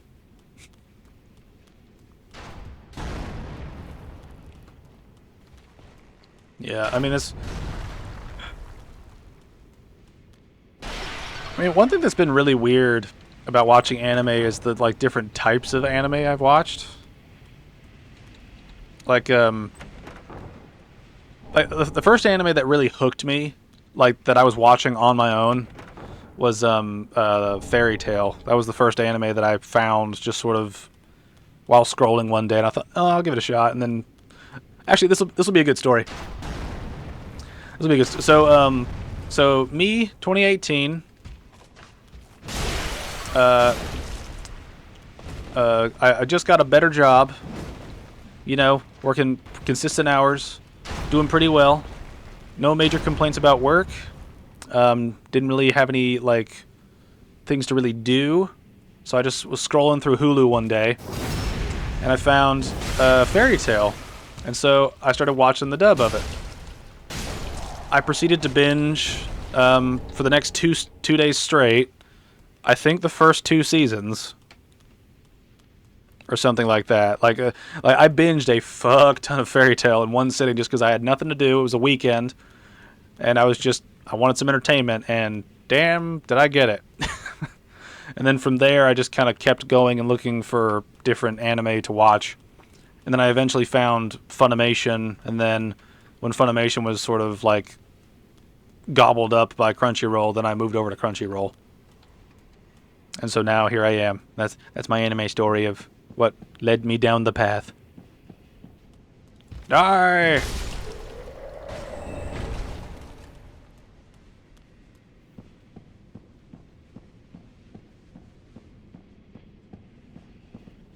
Basically get to the end of DBZ, then you can either watch GT, Super, or Daima, which all contradict each other.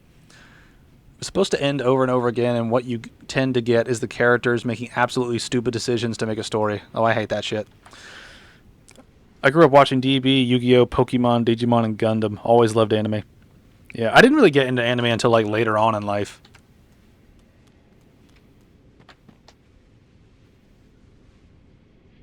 Apparently having Super Saiyan 4 the whole time in Daima.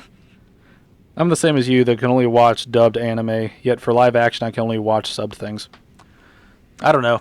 I think it kind of depends on the medium in a way, right? Like there's more acting that can be done in a live action sort of setting because like good actors can emote. You know, like watching EFAP cover Squid Game was something where I was like I can like even through EFAP like having the stuff on screen, I can like feel the characters emoting and like doing shit.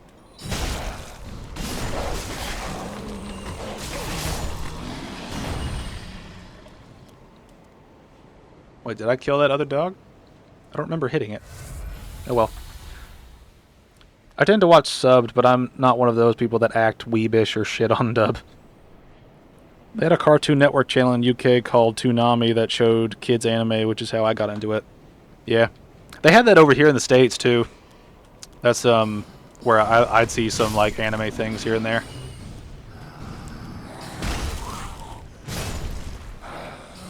Here's a good question, actually. Of all the anime you've watched, what's one that you liked right up until the end, and then the end kind of ruined it for you?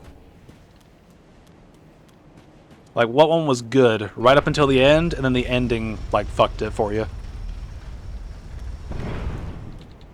Because, for me, I'd say, was it Soul Reaper? Loved that entire show right up until the end. The ending was such a generic shonen contrived mess. And I was like, fuck, man, I thought they were going to do something cool. And instead it's just, like, the power of, like, lack of fear or bullshit. It's like, what the fuck? It's like they were setting up a cool move, and then it didn't do anything. And it's like, well, why not? Attack on Titan for me? Yeah. Well, I got spoiled for the ending, for details on the ending, and it just made me not want to watch the rest of the show. I watched, like, the first, like, let's say, maybe 10 episodes or so. And I liked it, but having the ending spoiled for me early, I didn't like the ending. So I was like, nah. No Sailor Moon as well. First childhood crush. I'll need to think about it. That's another good question. Like, who's your what anime crushes do you have? That's a nice weeb conversation to have. Leave me alone.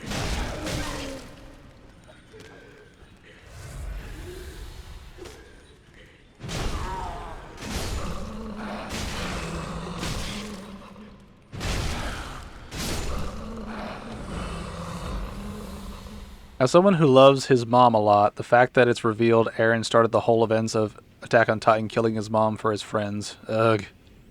Damn, anime crushes? That's going to be a tough one. You don't have to pick one. Like, you can just list them. Like, I'm fine with just listing them. I think my top one would be Lucy Heartfilia from Fairy Tail. I love her character. And I think she's interesting, like, as a character. She's not just a buxom blonde. That's a nice bonus. But, you know, she's an actual character, and I like... I like her interest in books, and I really like her character. She's got two great characters right on her chest.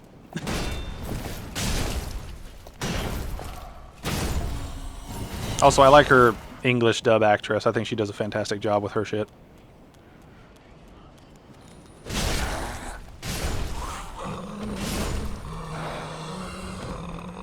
Sailor Venus is definitely one. Got a weird thing for Terrible, Tornado, and One Punch Man.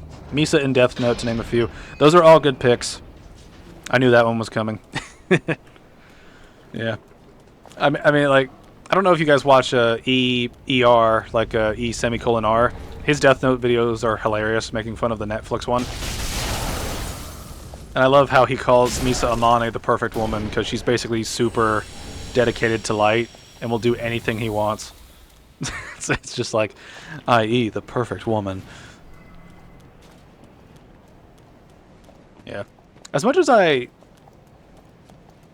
like Misa Amane, like as a character, I don't really think I'd like crush on her so much. She's more of sort of a useful idiot for light than anything else. Love ER. He's so fucking funny, man. I need to check out like his streams, because I watched a lot of his videos, but I haven't watched much of his streams. It's also funny watching him on EFAP when they cover boogie shit, and he just kind of sits there and just moans in pain. It's a very funny experience. Very then take. All right, let's try to get this up to 40, then we can sort of cap that off. Farewell, Ashen One. Farewell, farewell. Great letter. Here's some shit-covered ashes. Hope you enjoy.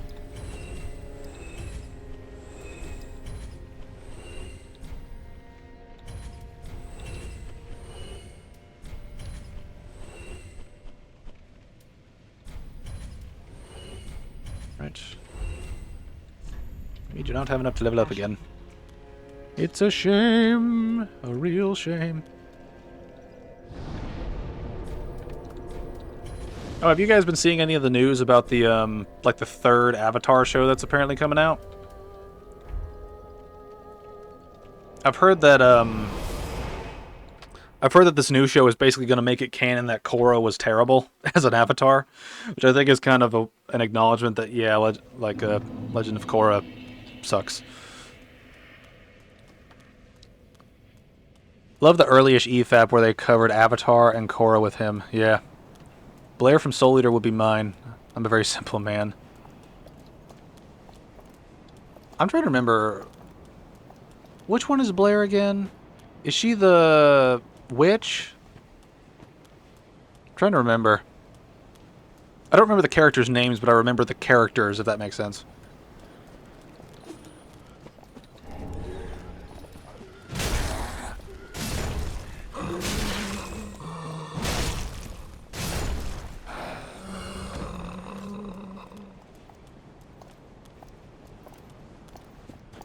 She's the cat witch with the wonderful assets to her R-Snap. Yeah. I figured so. Alright, gentlemen. It's time for Sully. It's time for Sully.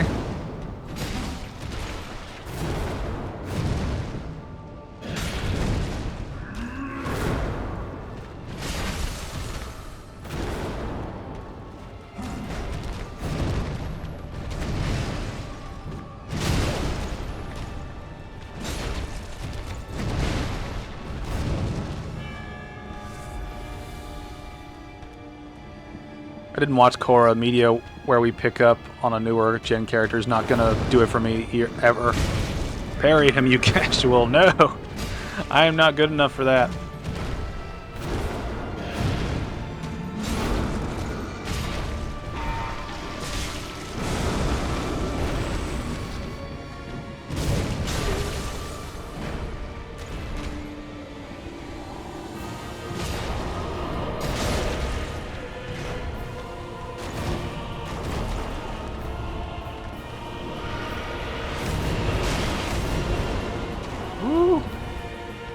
Live, my boy. Live.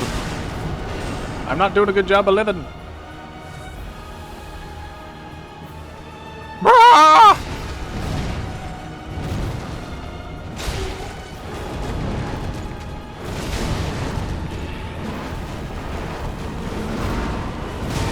Ow.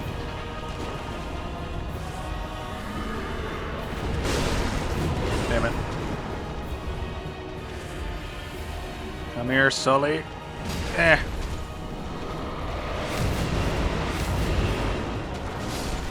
Yes! Haha. No parry needed, just roll, butthole. I didn't watch Avatar or that. Just missed it with my age. Only really rewatched the ones I watched as a kid and stick to more adult ones for new content. Yeah, I think that's fair. I mean, one thing too is like there's a lot of good content like when you just go through the backlog of entertainment. Like I grew up watching the like 2000s Justice League and Justice League Unlimited shows, and I had never seen anything that came out prior to that in the sort of like DC animated universe. And so after going through Batman the Animated Series per like Nerdrotic and Heels vs. Babyface recommending it on Real BBC, my wife and I had a great time watching it. It was fucking awesome. You know, it was like it was a great Batman show. Yeah, we had a fantastic time. Fantastic. Farewell, Ashen One.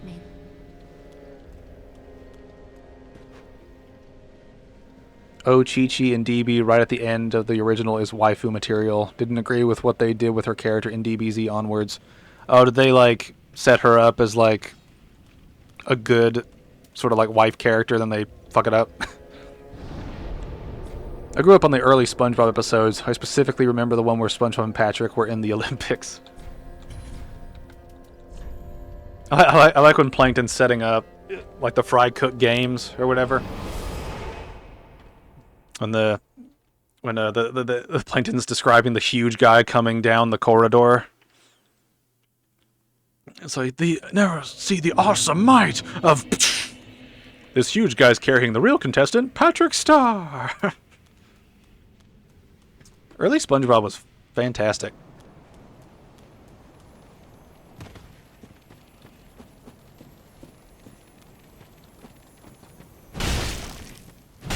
Haha, 2 for 1. Batman and Superman, the animated series, are both amazing. I own both on my Microsoft accounts. Yeah, I got DVD copies of both of them, and we need to get back to watching those shows. We've been bouncing back and forth between a bunch of different things. We need to finish. We finished Batman the animated series. We need to watch the animated series for Superman, and we need to watch Batman Beyond.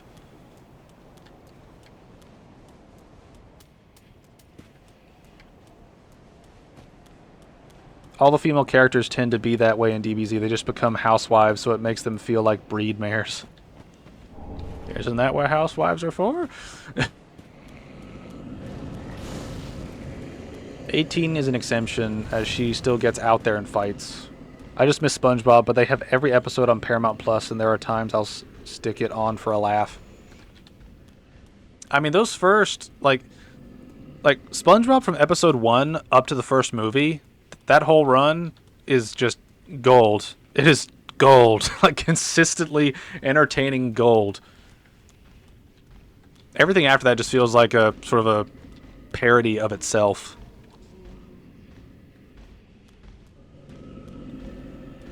I fully recommend watching the DC animated film series. Death of Superman, Reign of the Superman are a pair of amazing films. I've heard a lot of their animated stuff's good. It's a shame that they can't seem to do it in live action. We got him, Andrew Clippett. We've seen Vangelis' True Thoughts.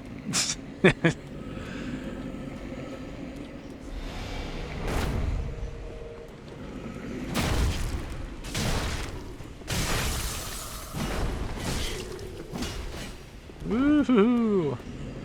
Come back here, boyos. That's right, that's right, that's right. You wanna play games?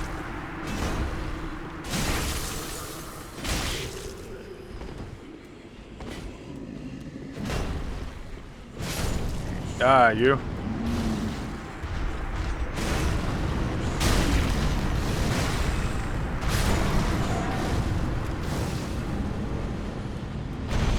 This weapon's great against these guys. Woo!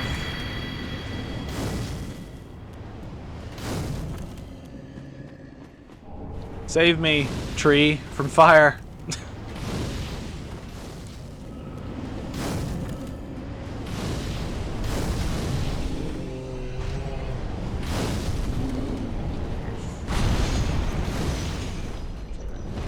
You don't see me. You turned her against me. Alright, now comes a real challenge of this area, dealing with these two schmucks. I fully recommend watching the DC animated films. Oh, yeah. Let's see. Yeah, the current DCAU is much better than their live action. You're unfairly OP? I think I'm fairly OP. I earned this weapon. Alright, just because we can. Oh.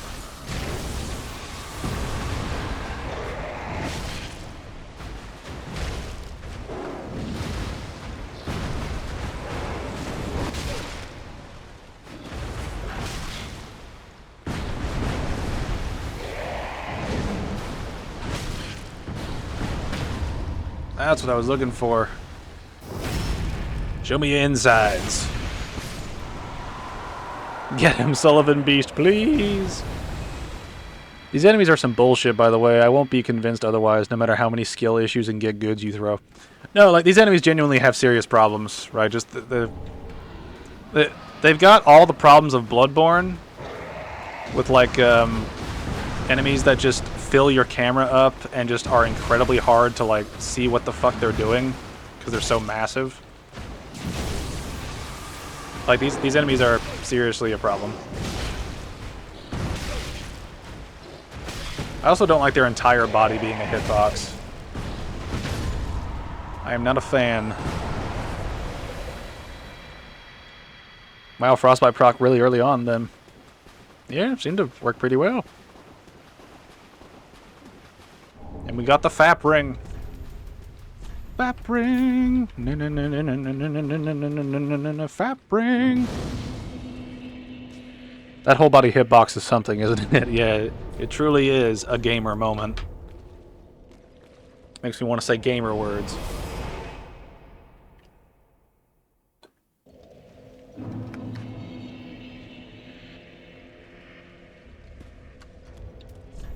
Alright.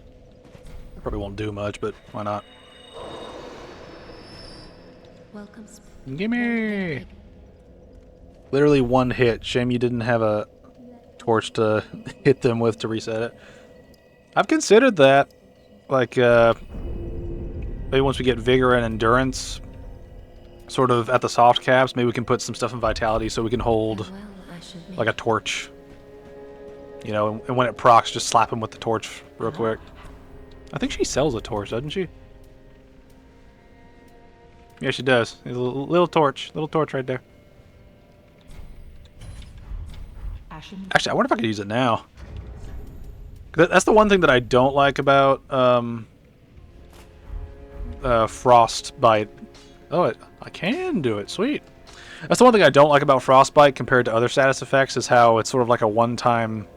Like, compared to Bleed, you can re-proc over and over. Frostbite has like a cooldown period.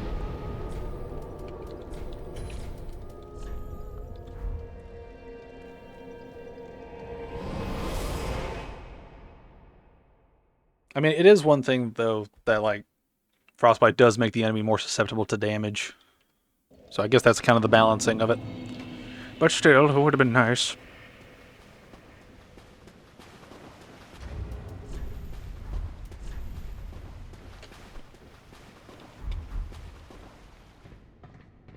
Ooh. Ooba-dooba-doo.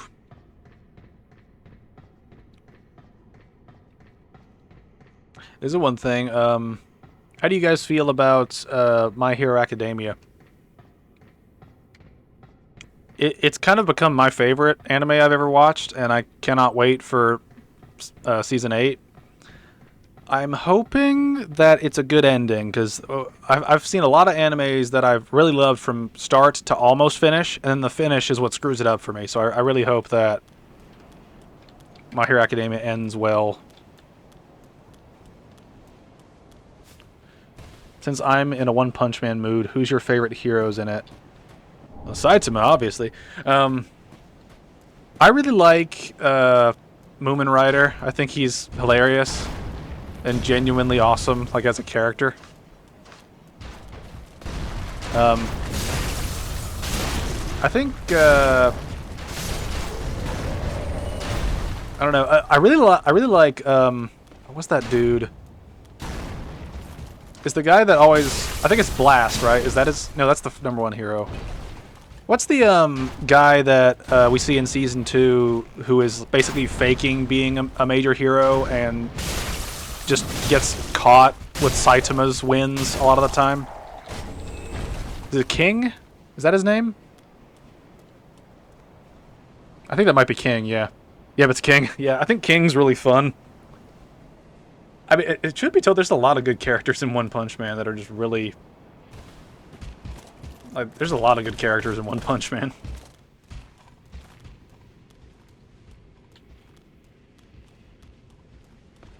I mean, I really like Genos. As, I want to say I really like, and then insert basically every character we see.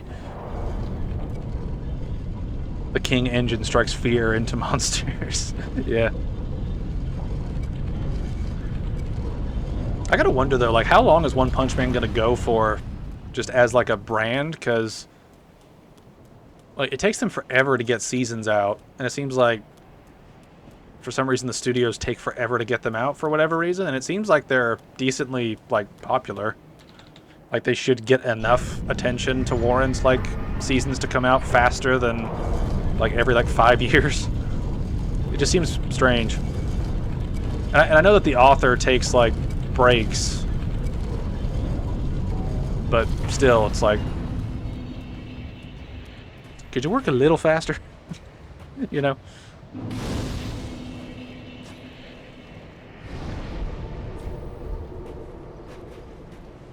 I think some of my favorite characters are like the little shits that pop up here and there and then get immediately crushed by Saitama. Like the one bug dude that breaks through his wall and then just immediately gets splattered. I don't know why, but I find those characters to be very entertaining. And I think about it, I think this weapon is insta-procking on these guys, because I can hear it after the first hit. It's amazing. Don't think it's doing well. Season 2 got panned for its animation, and Season 3 isn't doing well based on teasers. They got enough manga to adapt if they just don't. Yeah. I don't know. I mean, I didn't have a problem with the animation of Season 2. Like, I think the big takeaway is the animation of Season 2 is not as good as Season 1, but it's not bad, right? Like, it's not bare bones anime like you can see in some other shows. Right? Like, as much as I love Fairy Tail, the early seasons of Fairy Tail have very weak sort of animation. You know, by comparison to what happened later. Right? It's like it's okay animation. It could have been better, but it was okay. Like, it's not terrible. And people, I think, blew that out of proportion. I also think they wanted more Gaoru stuff, and they didn't get it. I feel like Puri Puri is a gay character done correctly and feel the jokes land well. I mean, I think most jokes in anime land well. It seems like anime's like got a better grasp on comedy than stuff in the West at this point. They're also not afraid to make fun of shit. Do you have any waifus in Seven Deadly Sins? I have not watched that. I have not watched any of that, so... No. The answer is no. Farewell, Ashen One. I don't judge since the original DB and Gundam are my two favorites, and they're over 40 years old. Yeah. But I mean, like, it's one thing, like, take in the context of the time, right? You know, like, I don't expect, like, animation from, like, the 1940s to be better than animation from the 2000s, right? You know, like, you gotta take it for what it is, right? Now some shows are sort of timeless in the way that their animation works, you know? Like my wife and I really love Ouran High School Host Club. We love that show.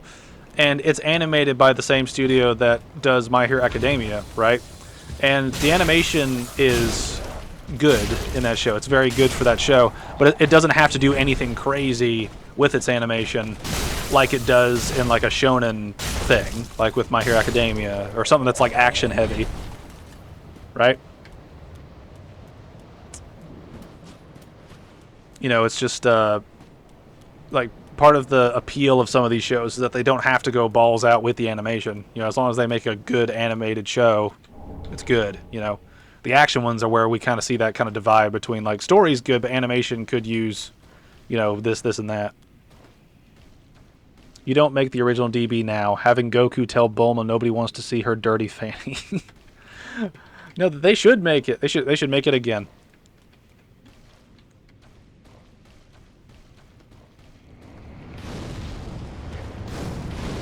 Always hate dodging through this stuff.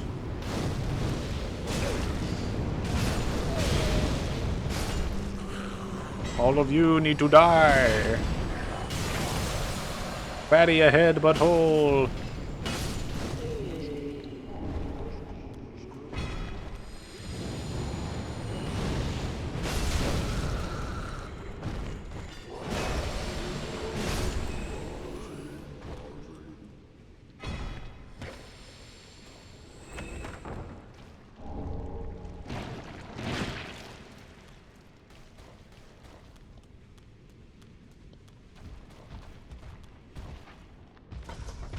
Shortcut ahead, buttholes.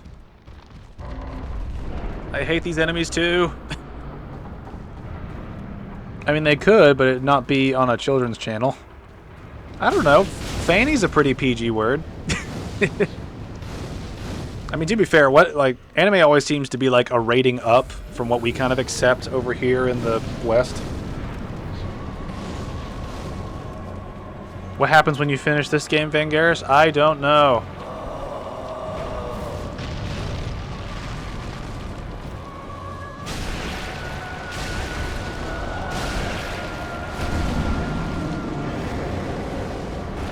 I think we might react to Joseph Anderson's review of Soma after this game is sort of done. No, no, no, no.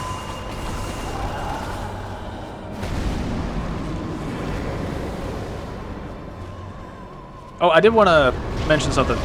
Since Doom: The Dark Ages is coming out relatively soon, I thought about replaying Doom and Doom Eternal and do more gaming sort of stream stuff. So I was thinking we could try to aim that for roughly around the time that the Dark Ages comes out.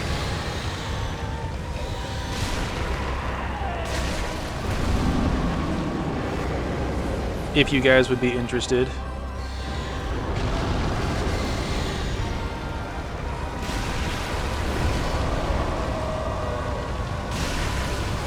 Proc. A good proc.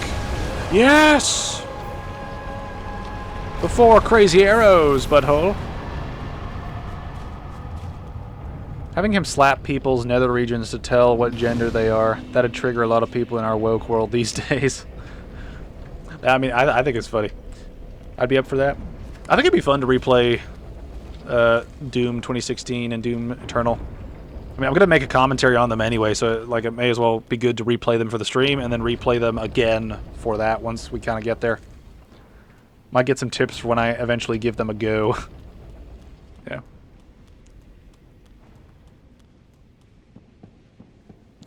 I mean, they are very much a sort of a... They're sort of the equivalent of what...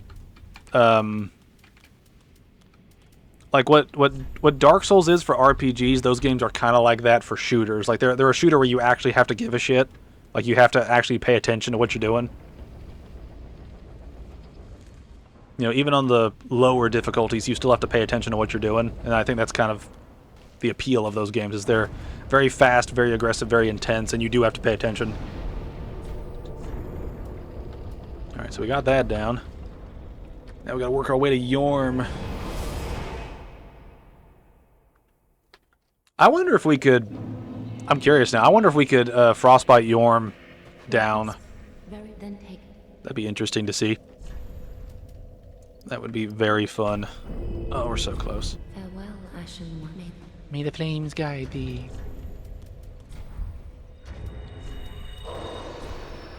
Gonna do a Soma stream after covering Joseph? I'm open to it. I like playing Soma.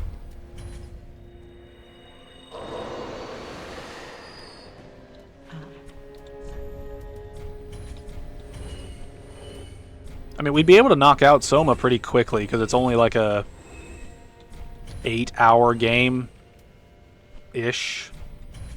So we could probably do it in like 2 or 3 streams. I do want to cover Ashen. I do want to cover Doom though, since Doom's kind of coming up. Yorm is immune to frostbite. No, say it ain't so. Welcome. Damn you, Yorm, having to do your gimmick. You all bastard. Farewell, Ashen Maiden. Oh well. Let's see. Oh yeah, I need to do the thing. Damn it.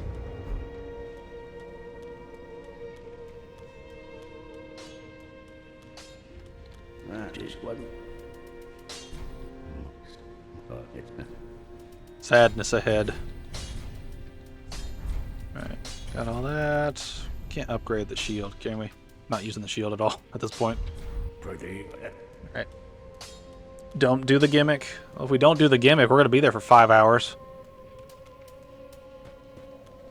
Which I don't want to do. Yorm would be incredibly boring if we did not do the gimmick.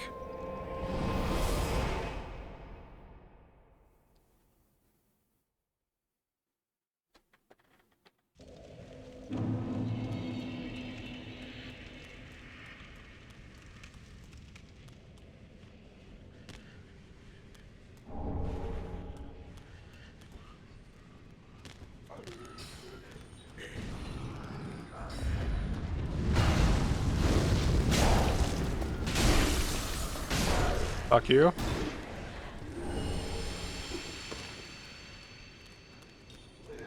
Leave me alone!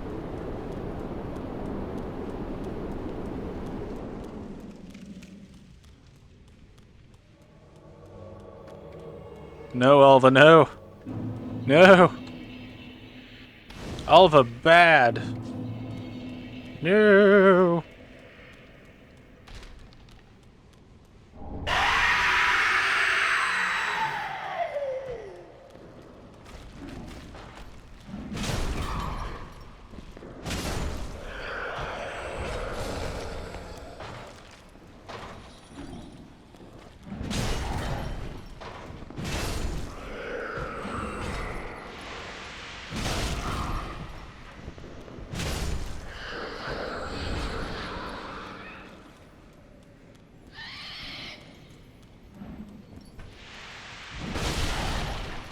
All Vangeris needs is his floppy hat and smash hammer. That's what we believe in. Where's the way through? There it is. I normally skip through this area pretty hard, so I don't really commit to this area very much.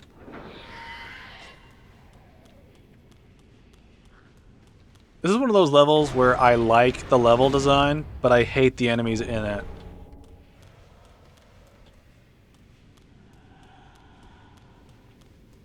It's very telling.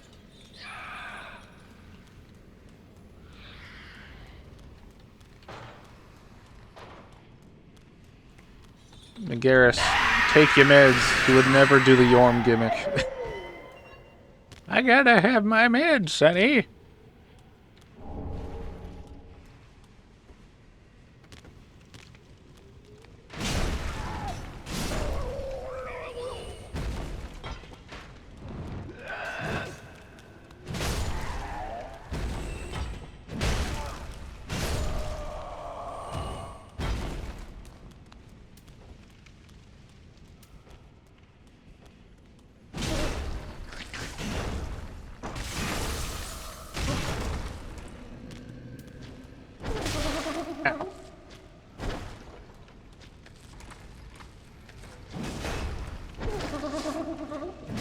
I just now realized I can't attack with it like in this hand.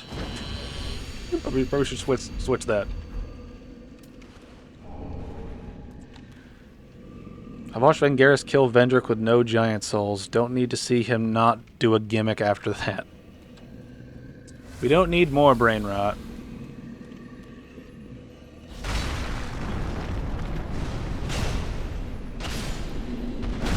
Ow.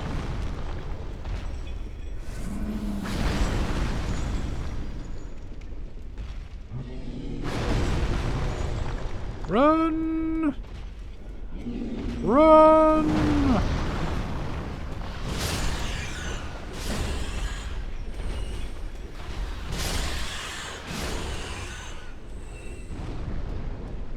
With no giant souls? What the fuck, Bank? I think I was in a mood. Normally am in a mood. Alright. Rat ahead, buttholes.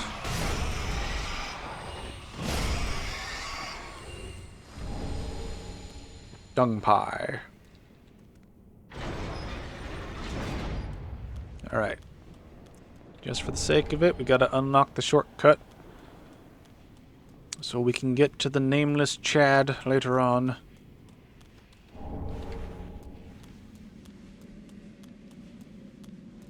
It was glorious and tedious.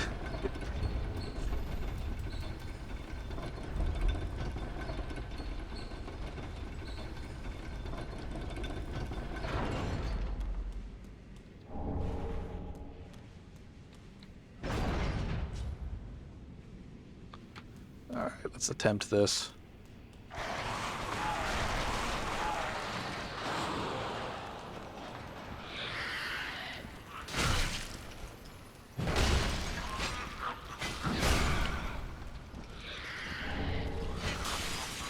That's something I needed. Woo! Running away! Alva still hasn't found us, which is kind of funny.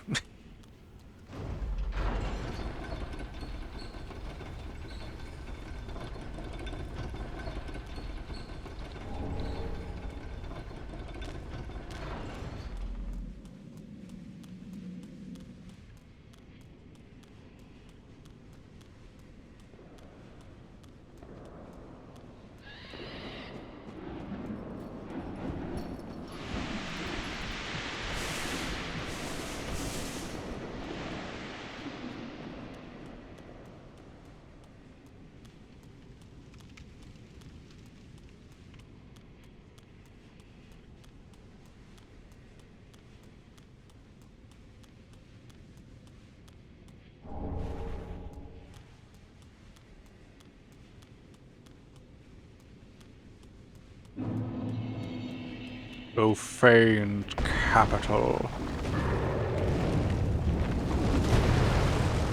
Woo!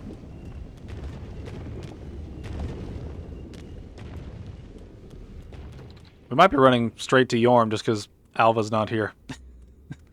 We haven't killed her. Or him.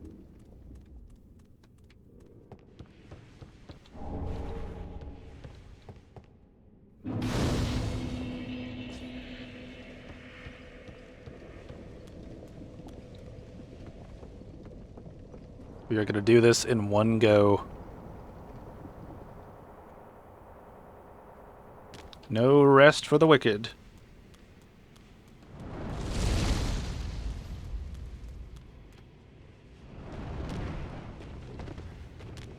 Reminder to pay respects to Gilligan.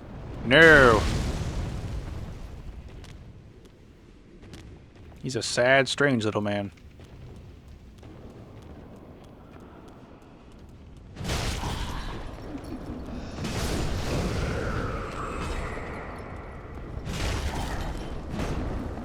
So what am I doing? I don't need to do this.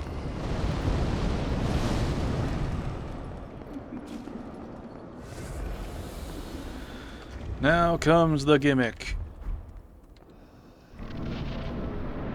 Goodbye, Alva. Hello, Yorm. May your gimmick forever annoy.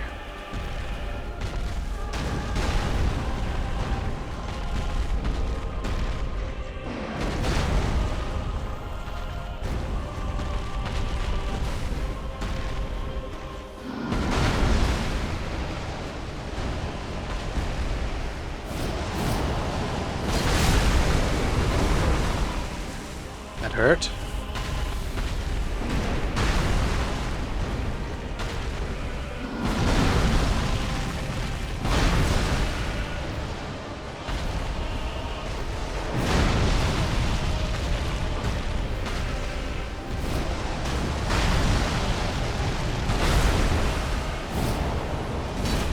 Wow, I fucking missed. No.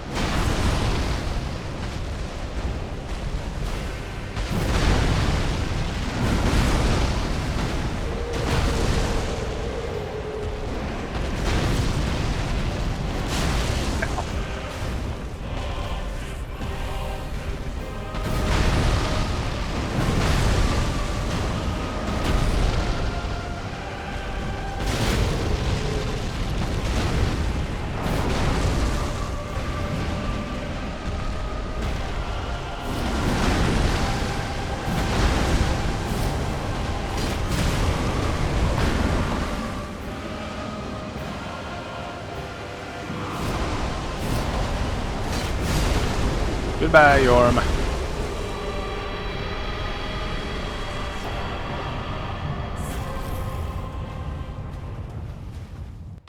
I feel like I'm the only one who talks about it, but the Storm Ruler taking all your stamina means that if he doesn't stagger, you get hit.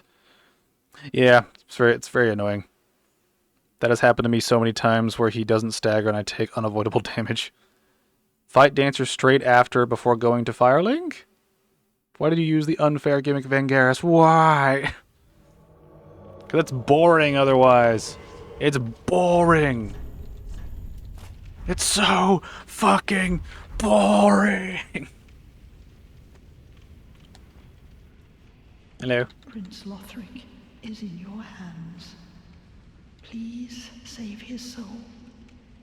Tell him what he must be.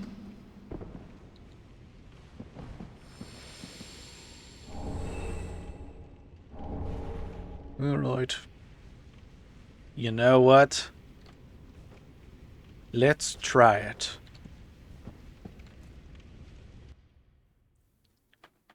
This raises a curious question, actually. Take off the hat and show us your character's face. It's just like default woman.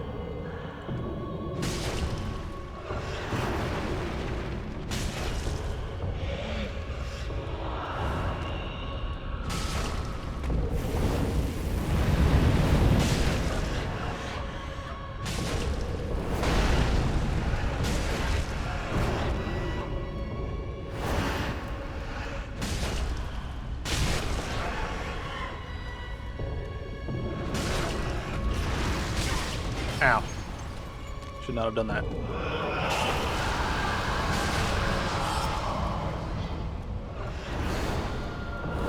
She's doing the thing!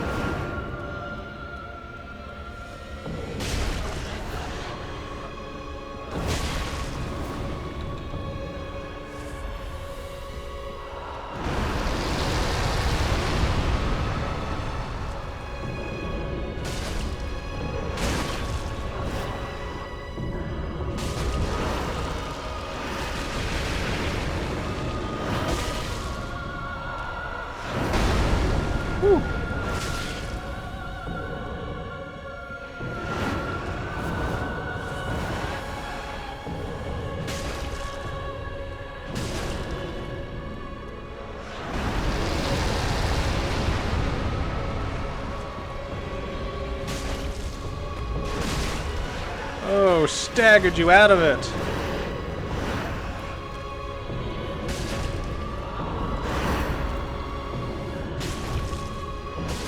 Oh, we did it. Look at that. Look at that.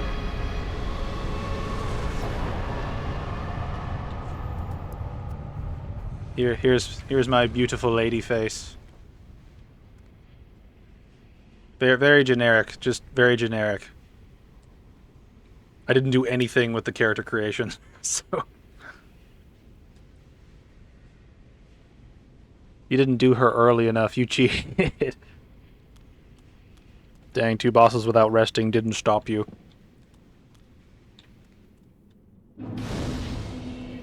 It could have been worse.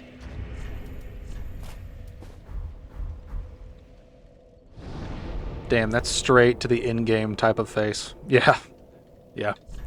Well, that's the thing is I don't normally care about customizing my character because they're probably going to be covered most of the time by like armor and stuff that I like wearing, so it's kind of a thing where I'm just sitting here like I don't really care.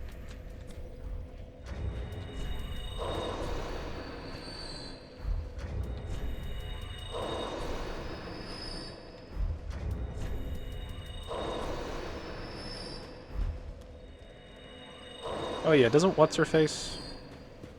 Ah, Yeah, I can sell that. Actually, wait. Does the Dancer's Soul only give 10k? I thought it gave 20. No, it does give 10. Yeah. ah. Alright. Clean up our inventory here since we're about to get into some real shit.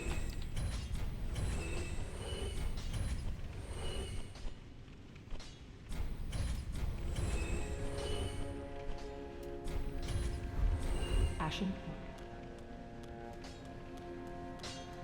Alright.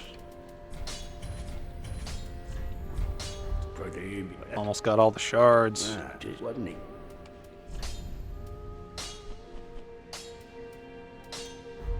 Pretty like that. The unbalanced nature of boss soul returns on show here. Yeah, this game's really weird about its boss soul values. No, you're not. You're gonna first try these next bosses too, you hack. I'm sorry. Well, I don't want to be terrible at the game.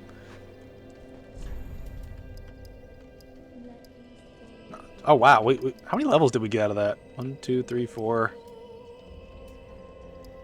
Almost 6 levels out of that.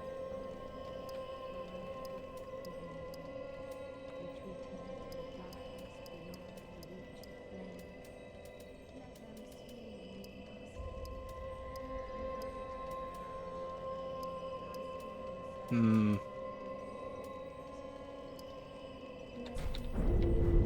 farewell, Ashen One Maiden. Lord of Cinder gives the same as an optional mini-boss. Yeah, it's all over the place. It's not balanced hardly at all. You're like 4k, right? Ashen one. Welcome. Very then taken. More strength, buttholes. Farewell, Ashen One Maiden. Alright. Doing good, doing good. Alright, now this is where we start going down, like, weird pathways. So, I'm thinking what we do is we go down the path to the left once we get up the ladder, and we'll start heading towards Osiris and then Emo Gunder.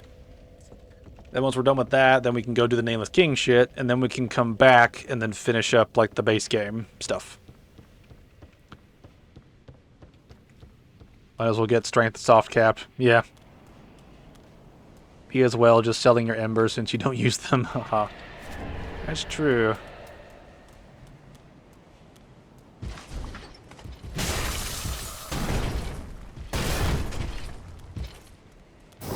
This weapon does slap. It has worked out very well in our favor.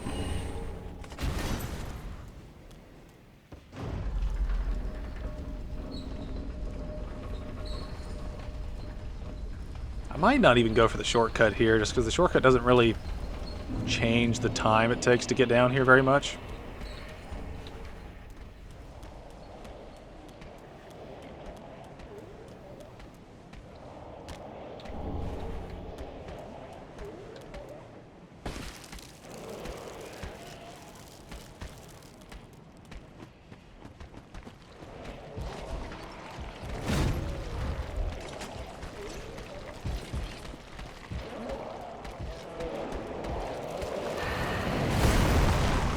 You don't see me.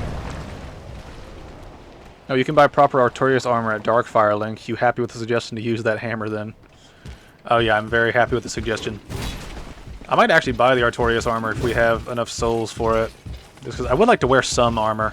This hat's been fun, but I do want to actually like wear something.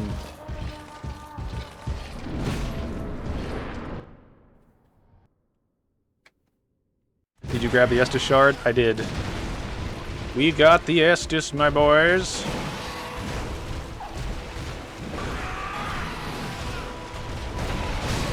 Ow. Dear little Ocelot, where have you gone? Ow. Are you hiding from me? Come out. Come out. Don't be afraid. You are born a child of dragons. What could you possibly fear? Now, show yourself, Ocelot. My dear little Ocelot.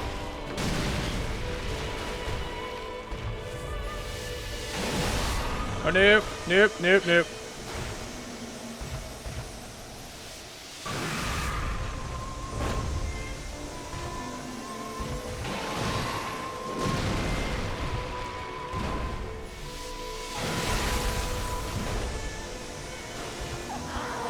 Woo.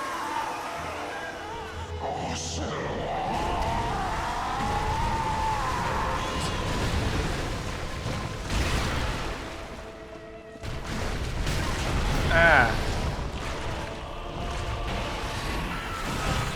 You spazzy fucker. Go back to Bloodborne where you belong.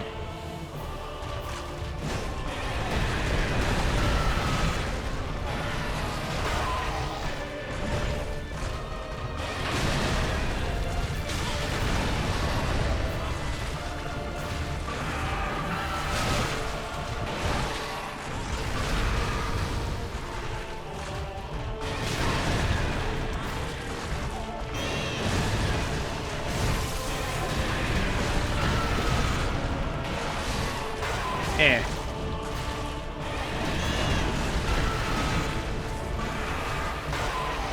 Come back here, you slut. Let's try proc again.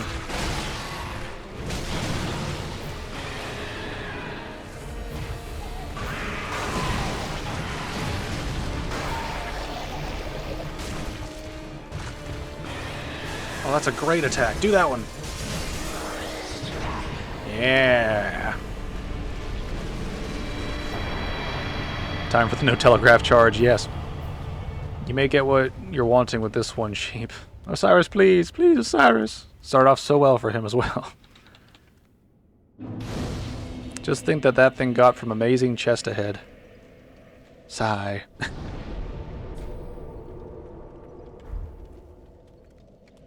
There's so much amazing chest to go around.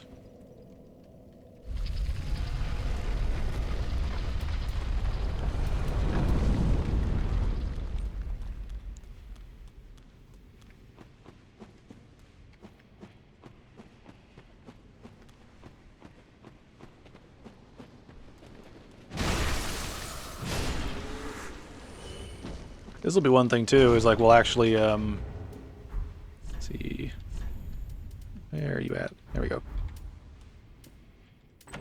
This is one thing, is we actually get some upgrades this pathway, which we seem to hardly have found many scales until like right here. No. Let's go! Alright, I need to find... How much does it take to upgrade this again? It's at 2, so that means I should need 4, I think.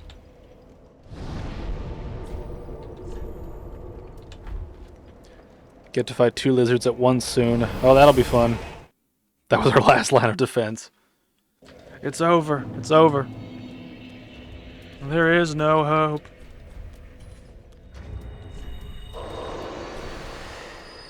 I mean, Frida will probably be the actual last line of defense. She's probably the boss that has a... She has the highest chance of killing me unless I just really fuck up. In Frida, you trust. Pretty be careful like that. No one else can do this. Frida can't do anything to you. Welcome. Have hope that I'll die. Nameless King won't let us down. Farewell. He does have a chance. He does have a chance. But we'll have to see. Alright, we got all that. Alright, now this boss run to Gundyr is actually one of the few ones in the game that I think is actually very difficult. Just because there's a lot of enemies here that can do a lot of cheap shit. On top of an invasion. You know, on top of, like, pathways to explore. So this is one of those side pathways that is definitely on the tougher end, I would say.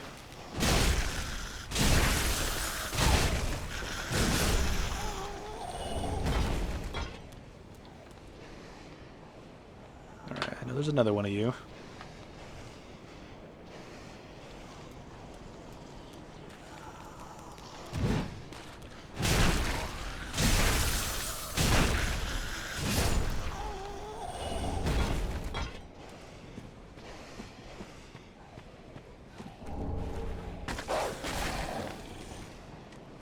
Hey, little shit. Archdragon Peak is a pain for BS spam, to be fair.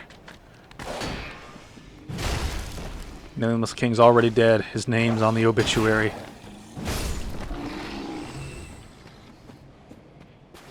It's because we believe.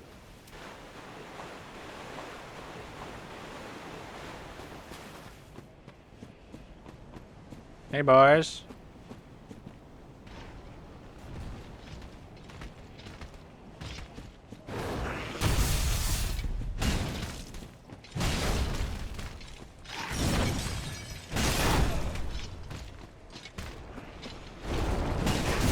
No, I missed it.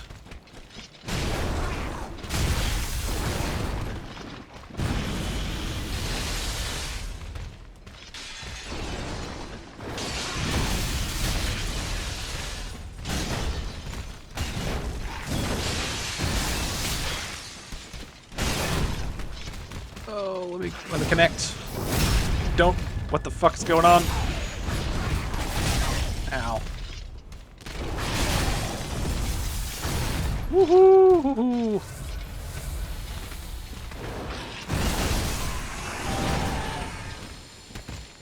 Die!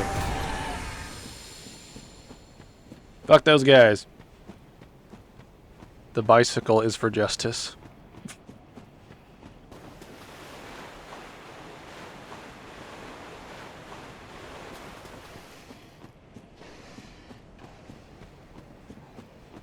That's the second time fighting them, the camera went wonky on a riposte. Yeah, I mean, it's kind of because I was like in the map. I became one with the floor.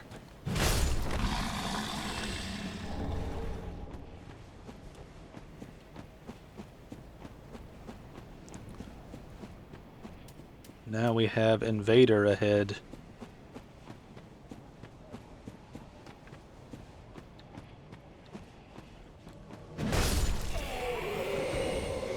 Hello.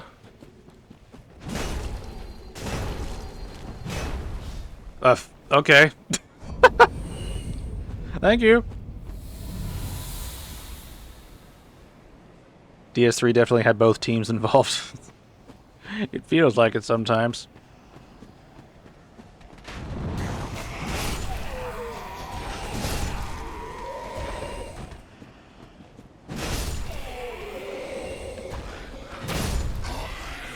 Yeah, you know what would be a funny A-team?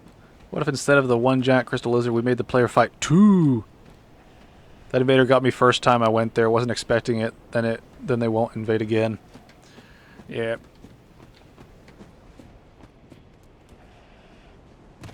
Oh crap. I don't think I need anything around here because it's not stuff that. I don't think it's upgrades that we need for this particular character.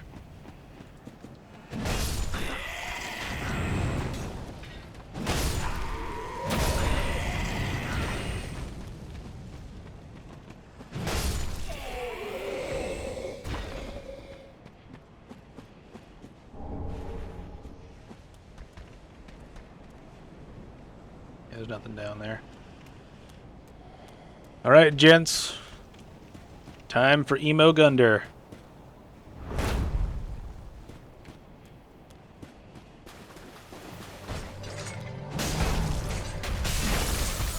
Wow.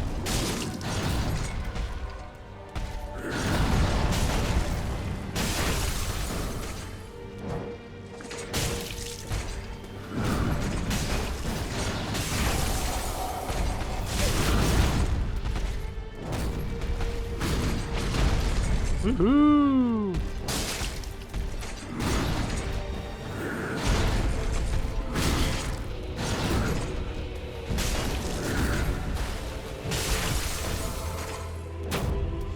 And that proc is doing work. Ow.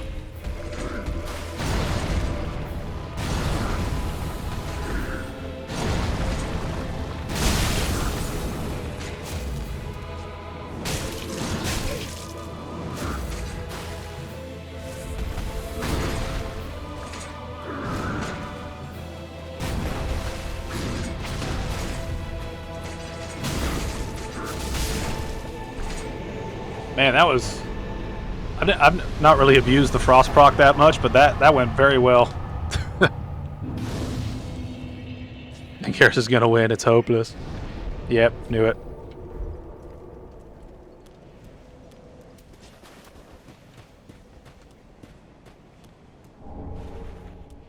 Ha ha ha ha.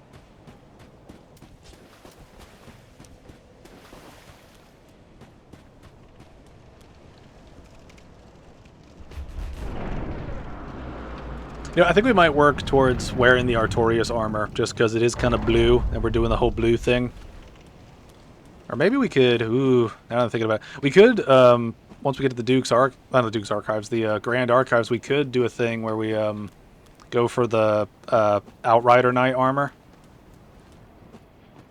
And that could be our build.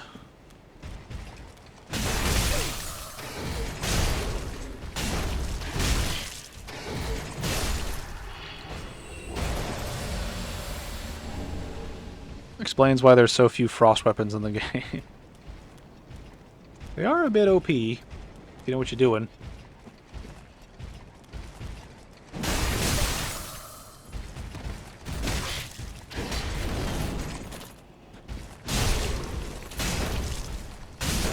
Dar.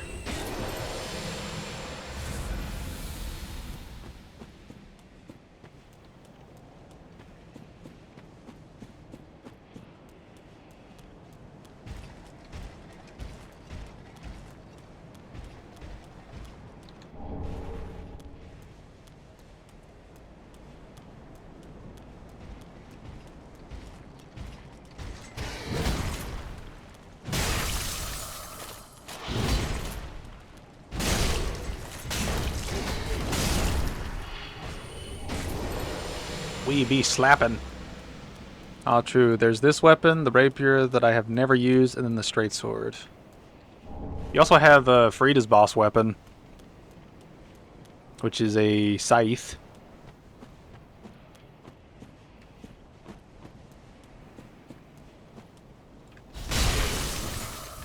Yeah! Oh, that didn't work. Shit. Woo!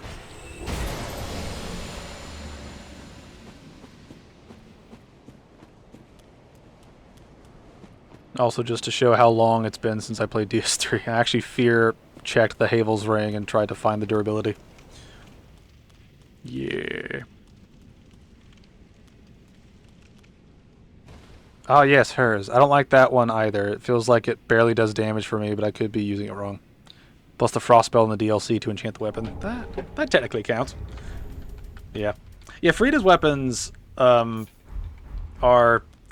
They look pretty, but they're not that good. Like, there's a lot of weapons that are a lot better than them. There's a lot of weapons better than them. I don't think they're the worst weapons in the game, but they're definitely not... They're not up there, shall we say. Sell, sell, sell, sell, sell.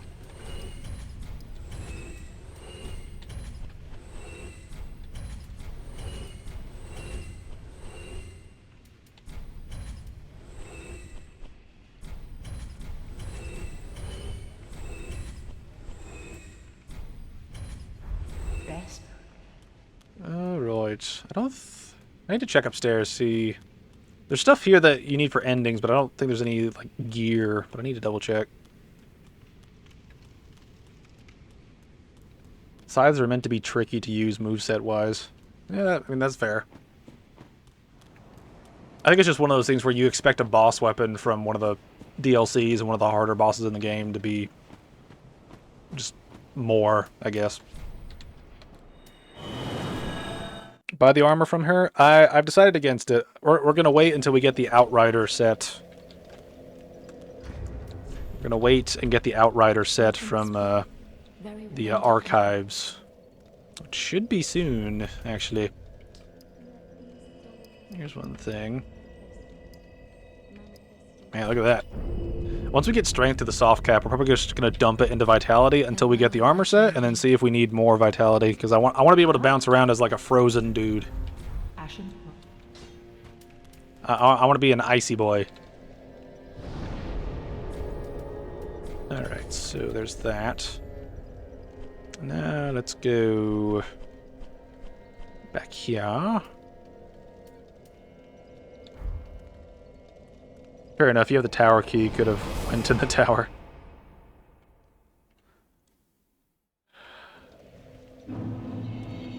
I don't think you can use the tower from that, in that area. Unless I'm wrong. Might be wrong. I don't remember. When you have two areas that are basically the same, it kind of makes talking about it weird. Alright.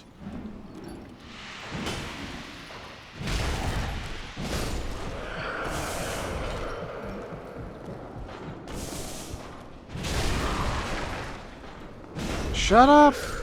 Silly woman. Pingaris, are you a porn star? Because you're fucking us with expertise this stream. I don't think I am. My wife would disagree.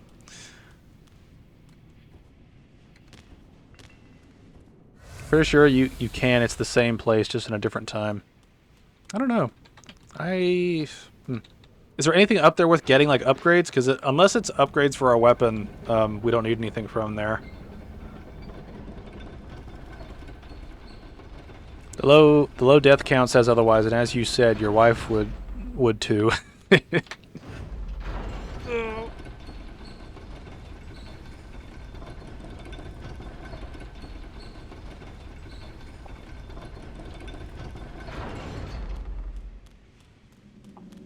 Emote, and then content ahead.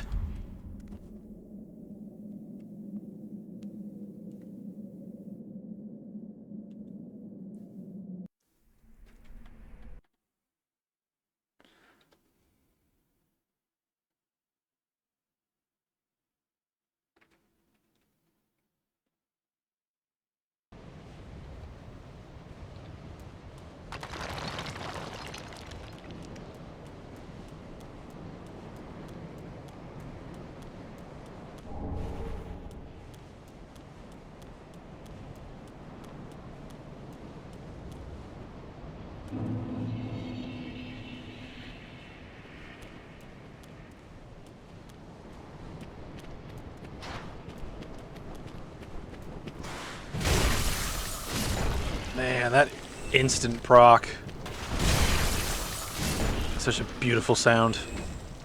Glass shattering. That's the glass ceiling being broken in real time.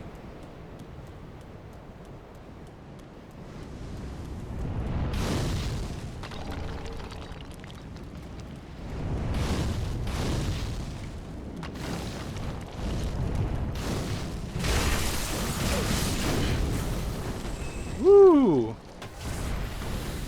You gonna parry me? Apparently you didn't.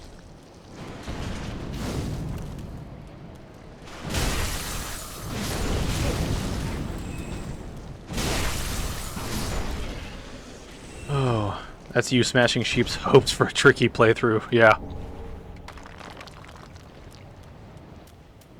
Just crushing dreams left and right.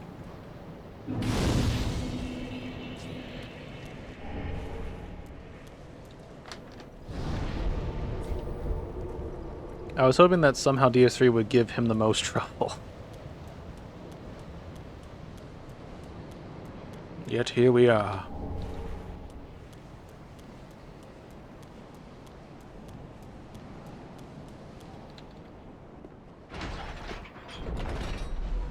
Alright, now this area is actually very important because of all the upgrades that are around that we can use. We should be able to finish our weapon after defeating everything here.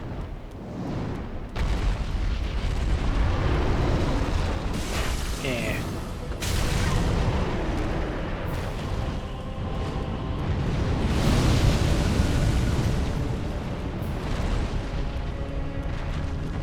In the end game with only 2 deaths, pretty impressive.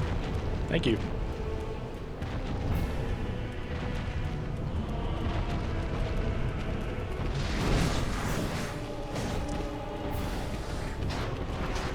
You'll still need a slab. That's true, but this area gives you a slab after you defeat the Nameless King. So I think we'll be in a good position.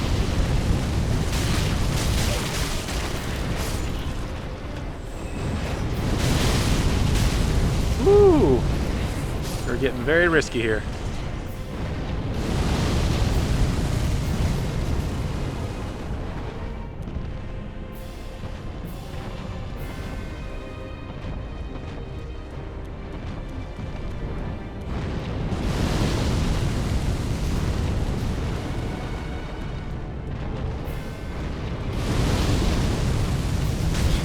I've never beat the Nameless King, so forgot about that one. Yeah. He's one of the fights that I think is genuinely, like completely tough, because you've got different elements that you're kind of fighting with at the same time. Between the camera being a thing that some people have said they've had issues with.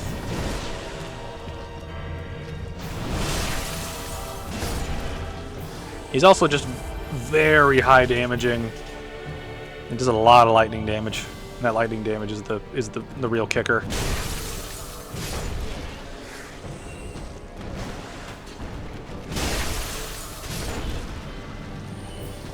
Oh, that crack is such a sexy sound.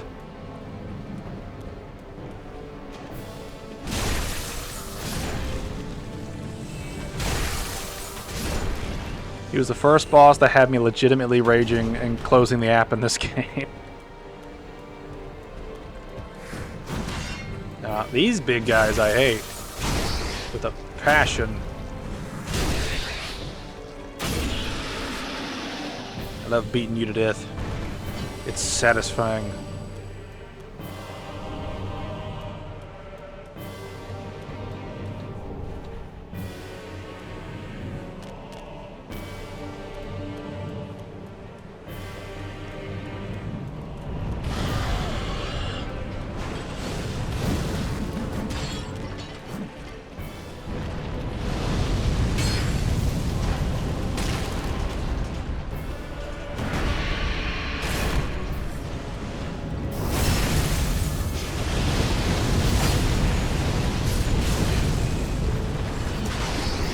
Ooh, shit.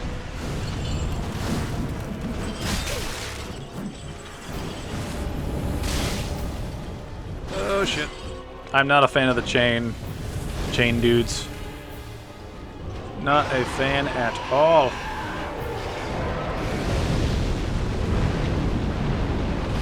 Please don't let him get on the fucking ladder.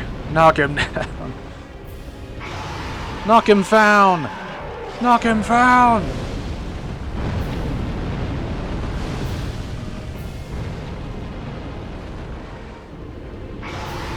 Sins. Don't like any enemies in this area. I don't blame you. They can all be kind of annoying.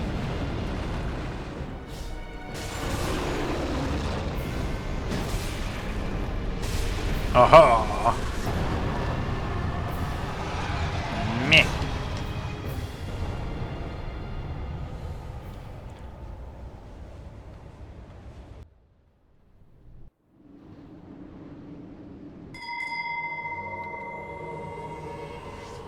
Souls ahead, but whole.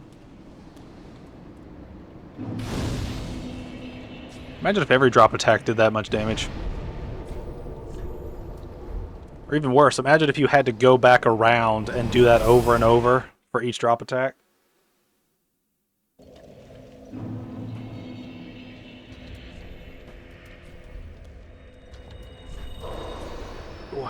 Why do I feel like I know you, my friend?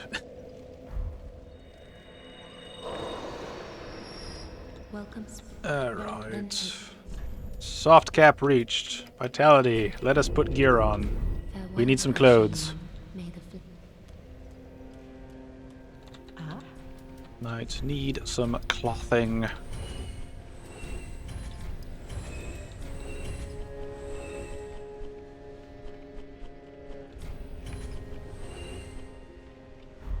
Ashen. I do want to keep the grass crest shield. Because there probably will be a point where it's going to take us too long to level up, so I may as well invest in those things. Project like that.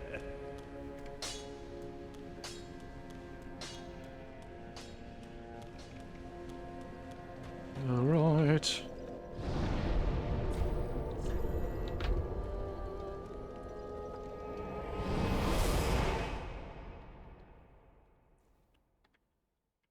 That's some text screw up right there.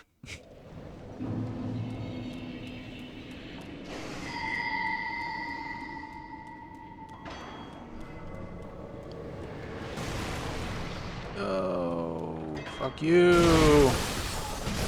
Who'd you summon? Damn it, you summoned the Havel. Why'd you summon the Havel? Why you do that?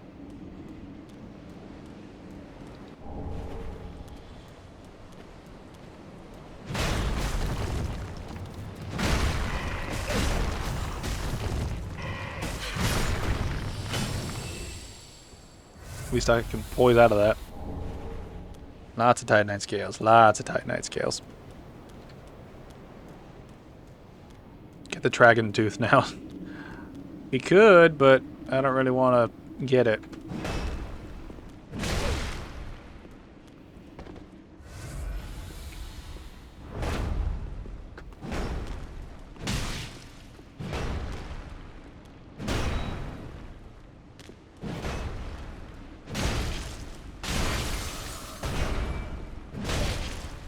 Ow. I'm gonna hit you with a torch. Figures that he'd bring the worst summon out.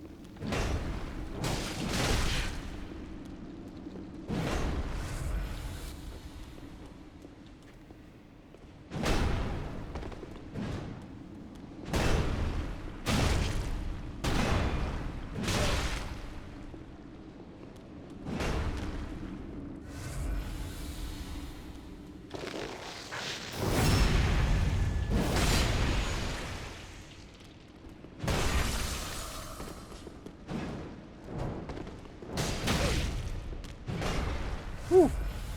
You do so much damage, my dude.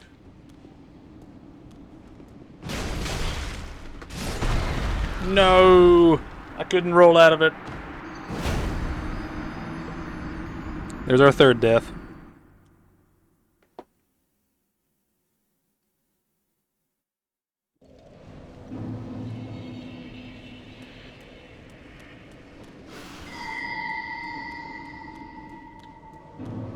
Oh, now you summon the knight. Now you summon the knight.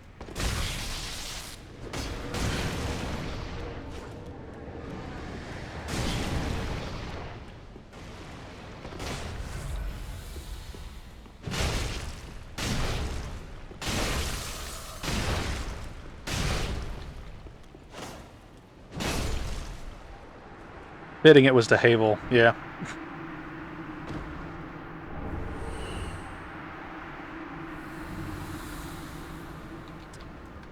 Alright, let's just keep running.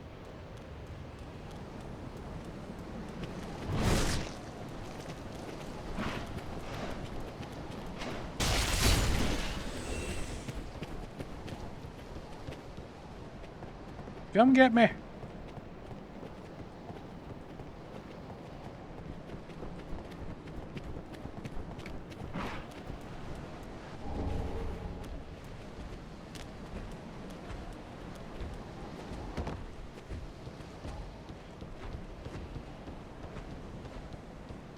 Now this next bit's gonna be pretty tedious. Because I want to kill this Drake so we can get upgrade materials.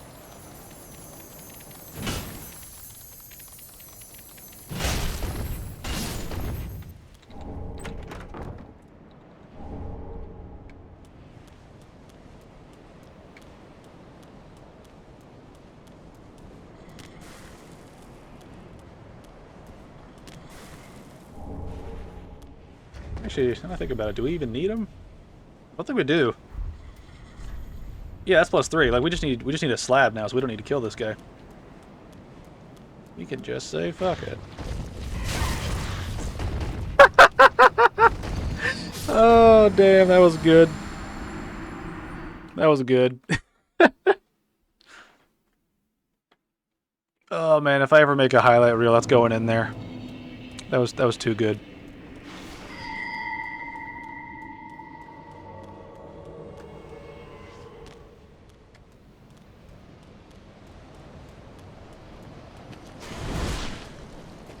Getting your penance for the first stream, yeah.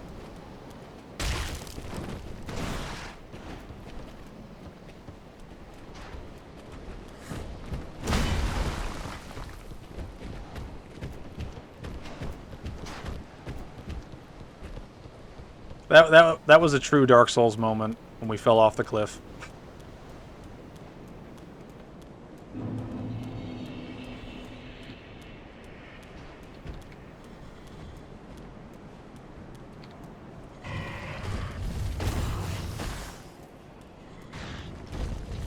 I should have done that. That is the smart version of what I was trying to do. Oh no. No, no, no, no, no, no, no, no, no, no, no, no, no, no, fuck you. Whew. My heart rate went from like 1 to 100 in about half a second.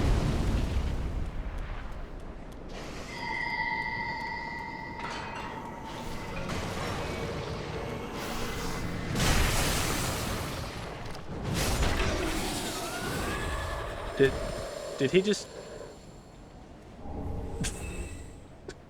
What is with the NPCs today? We have 2 NPCs jump off a cliff just randomly. Why would you do that? Just need a boss death for the Trilogy of Types. Don't think Sheep was here for the breakdown of the first 2 games you gave. Oh, yeah, so... Now's probably a good time to go over it. So, I kept track of the deaths from the previous streams going through Dark Souls 1 and 2.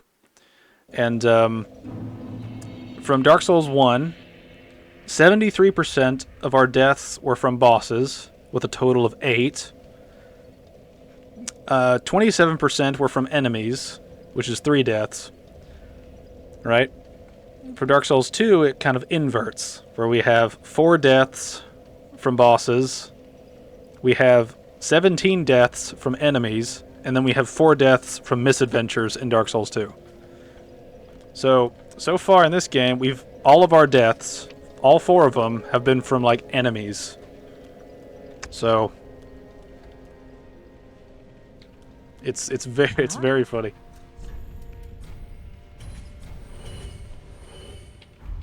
Ashen 1. Let's do some upgrading. Just wasn't. You hyped it up with that percentage only to die like 11 times. Alright. We have a bunch of stuff to sell, actually. I guess I could start putting stuff into that shield. Just because we're not going to use the upgrades for anything else. So why not? Alright, we don't have any Estus, right? Yeah. I'd class that last death as misadventure. I mean, the way I've sort of labeled it is anything that deals with a boss, like an actual boss in a fog room, is a boss death. Anything that deals with an enemy counts as an enemy death. So because an enemy knocks me off a cliff there, I'm going to count that as an enemy death. That was me being a goober and not being smart. Ashen 1. So clearly Dark Souls 2 is the hardest Souls game. Very then taken. In terms of enemy encounters, probably, if you wanted to go that way. terms of bosses, no. It knocked you off the stage, not like your health dropped to 0. Yeah, but I'm trying to kind of limit it to like death by boss, death by enemy, death by like the enemy caused me to die there, right? Like it's not like they did the damage to me, but like they were the cause of my death, so to speak. So I'm going to count that as an enemy death because they caused me to die. Like it's not like I was parkouring around and then just fell off a cliff and died because of my own stupidity, right? That's kind of what misadventures are for, just me being kind of stupid and getting myself killed in ways that don't deal with enemies. This is much more specific. But now we get into one of my favorite fights in the game. The Nameless Chad. Bring it on, me boy!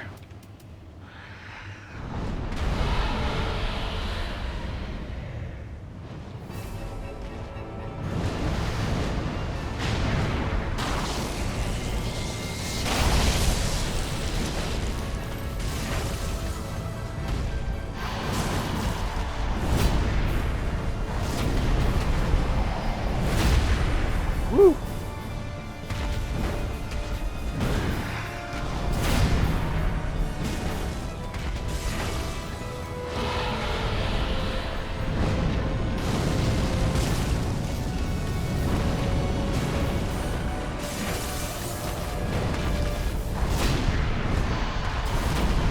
And how many times do I have to hit you?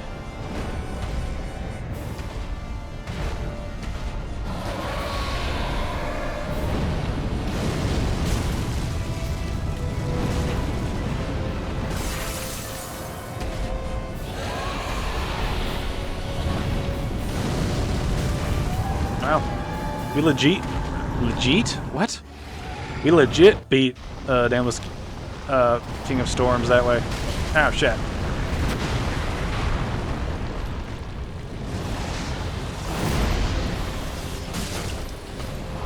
Woo!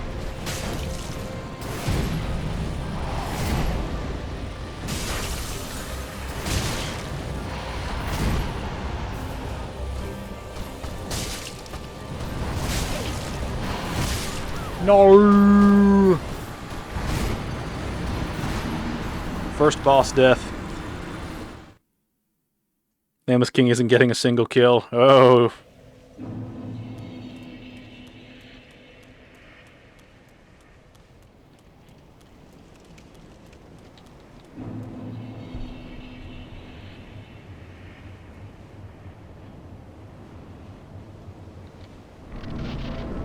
It would be kind of interesting, actually, if he's the only one that ends up killing us. That'd be funny. Alright. Let's have the first phase again, this time with, like, more moves. Ow.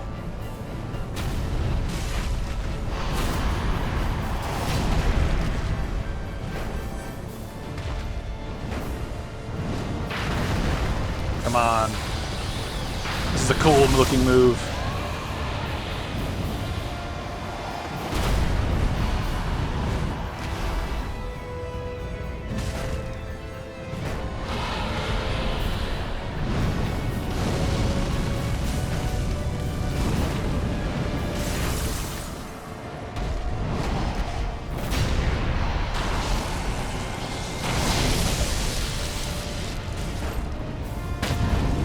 There we go. You got a critical hit and feel happy. Stabbing him in the eye. Literally, though, it's like the first phase just gets more moves off the audacity of you dying to phase 2. Ah, shit. No!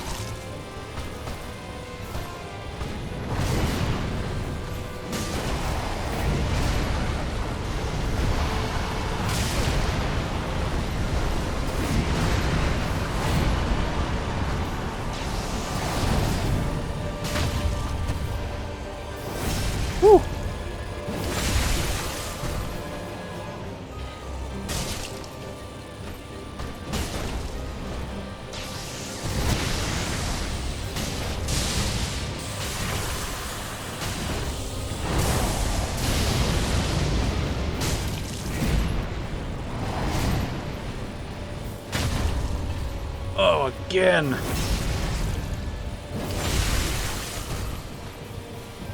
Come on, buddy. Come on, buddy. There we go. Look, Vengaris, delayed attacks. What do you think of them? When they're fair, I think it's okay.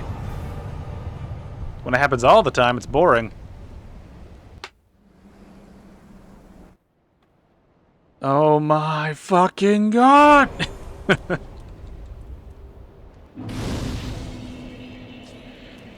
Slab. Slab. That's it, Andrew. He could only kill him once. Now let's upgrade this bad boy.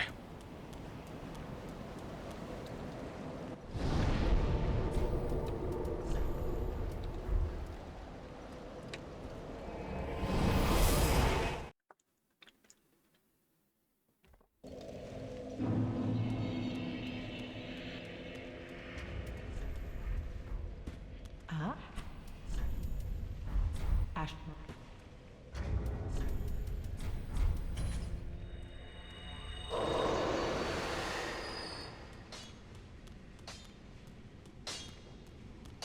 Not me grabbing a torch and downloading this exact playstyle. Just wasn't. What needs smithing? Me hammer. Me fat, slappy hammer. Bit of Chaos is going to be the hardest boss based purely on death this run. Probably. I mean, we died to it, what, like 5 times? I didn't keep track exactly how many times we died to it, but... Or how many times I died to it, but it was definitely the most out of all these ones so far. Ashen. Welcome. You played Elden Ring. Why didn't you think of using the torch? That's why I suggested it, huh? I don't know.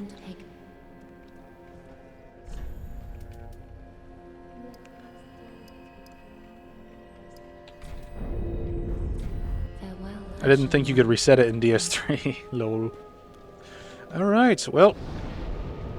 We are getting there. So at this point... now it's just Lothric Castle. Depending on how long Lothric Castle takes and the Grand Archives, we might end the stream after we beat the base game. That seems like the best point to stop.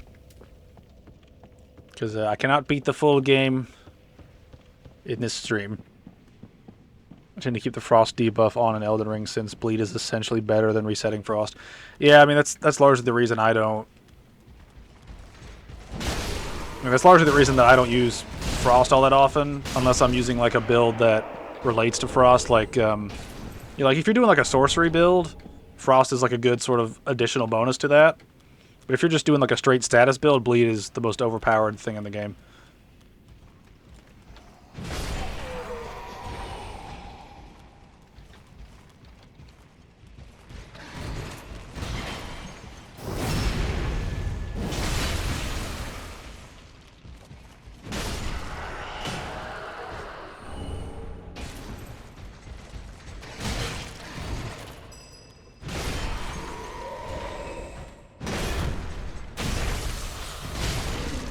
Look at that stun.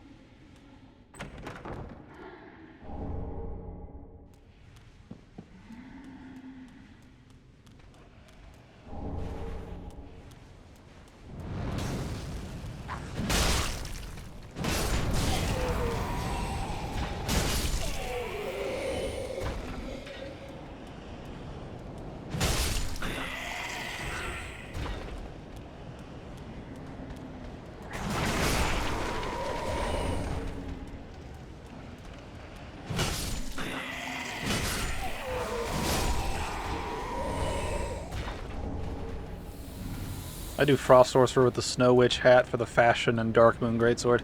That is a good combo.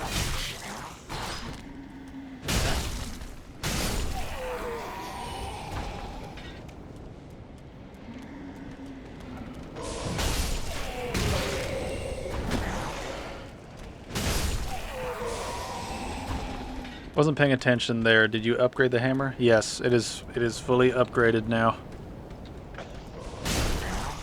We are smacking with prime Vort metal. Alright.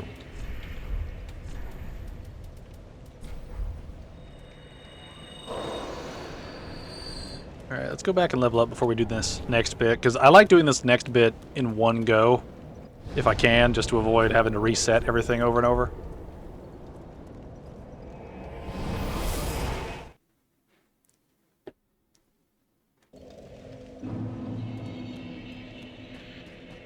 Welcome.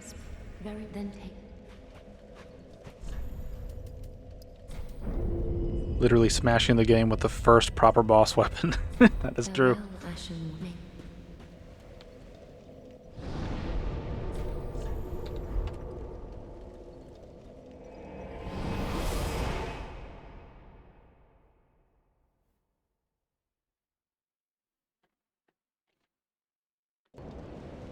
Alrighty. Let's get a move on here.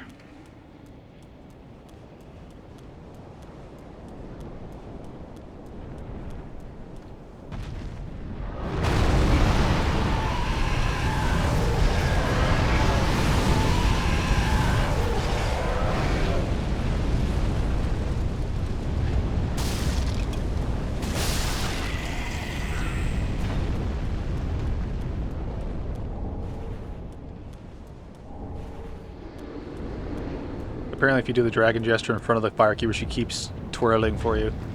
She's a very happy firekeeper when you do things for her. Alright. I'm trying to think. I'll probably just reset anyway. I've got the resources to reset, so why not?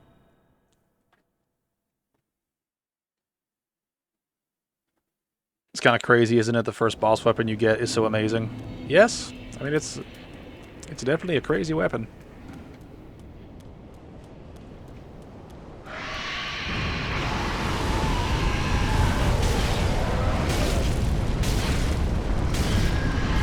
Just gonna brute force it. Probably die. Yep, he died. Damn it.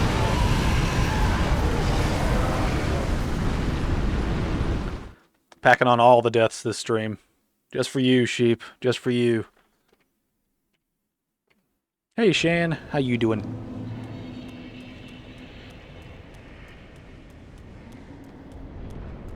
Alright.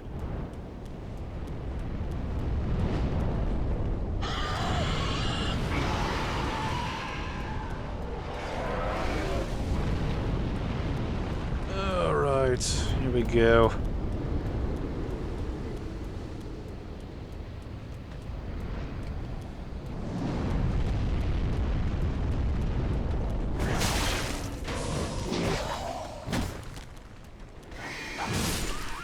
Wow, that killed me too.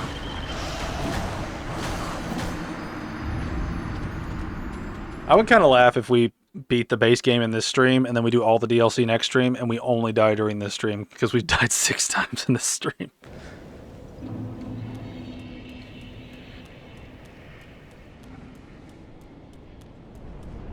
How's DS3 going?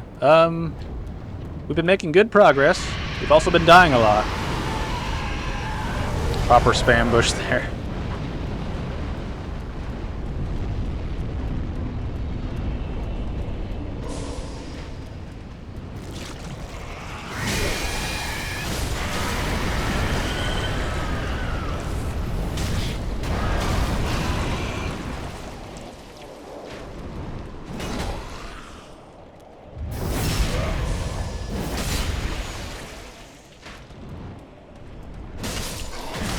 Ow.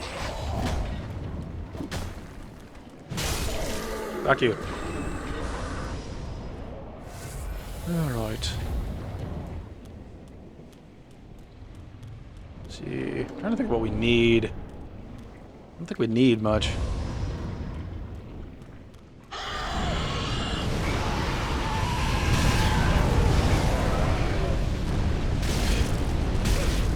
Get me out of here.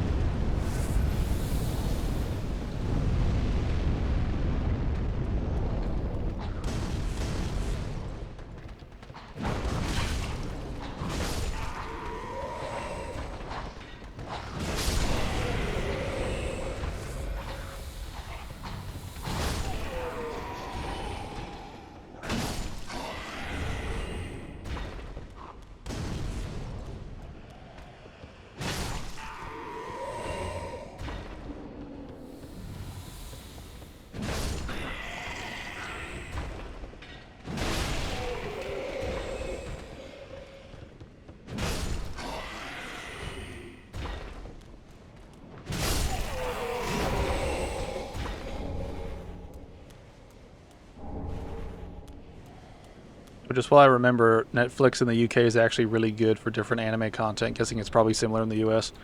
Yeah, I've heard Netflix is pretty decent. Like, it's got a lot of popular anime on it. But again, I don't want to be paying more for more streaming services. I'm streaming serviced out. I have Crunchyroll for anime, and I have Amazon for like Amazon shit. So I don't need more subscriptions to things that I'm probably gonna hardly use.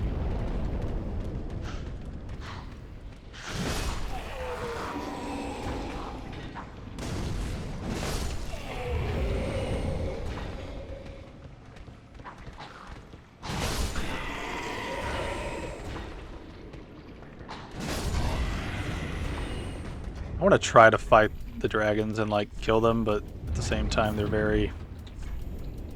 can be very annoying to deal with.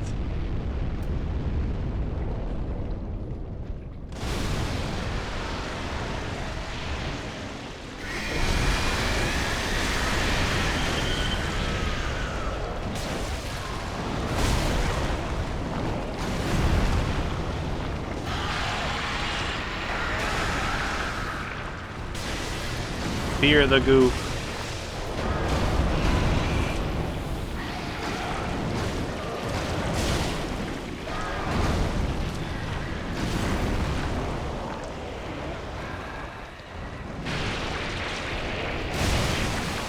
The fuck? These enemies are very annoying to deal with.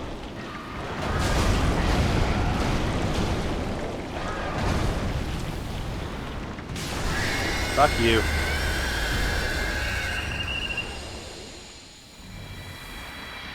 I'm the same, only paying for YouTube just now. Amazon free trial ends today. It was going to take a week for Crunchyroll and see how that goes. My mobile network are still giving me Paramount Plus for free.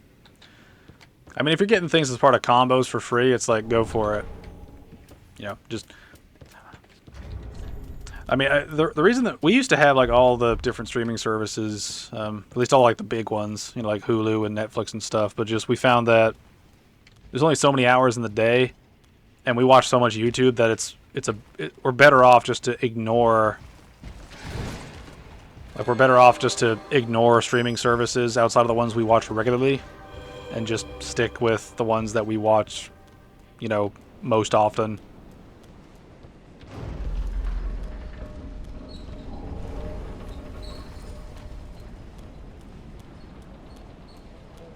Speaking of YouTube, Vangaris, did I make you a believer with my screenshots? I told you it was true. Yes, you did, and I wish I could unsee it. It's like, that just depressed me. Seeing that stuff just there.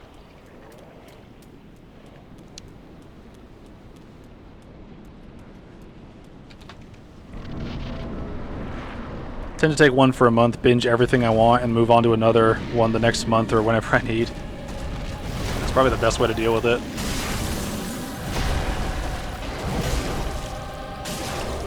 Oh wow, he's already...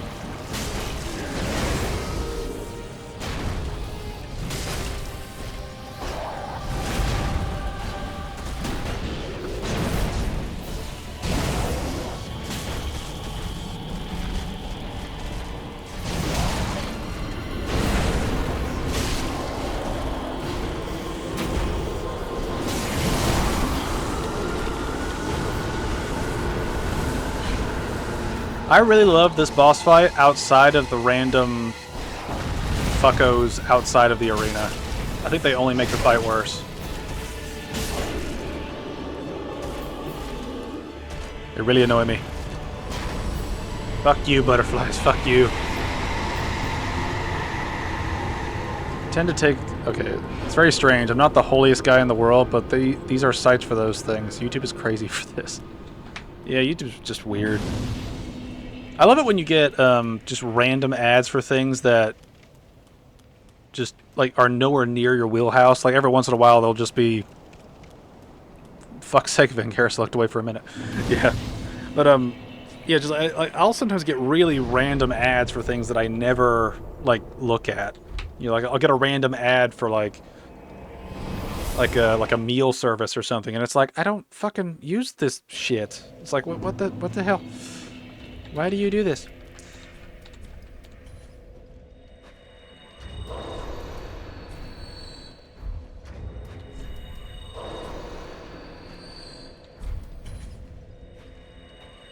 And as usual, Vangeris clears in under a minute. Welcome.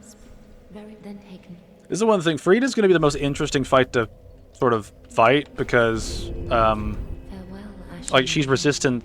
I think she's immune. Like, she is immune to frostbite, not Ariendel, like Father Ariendel or whatever. But she is, right. So we're not going to have that proc advantage when we fight her. It will be an interesting duel.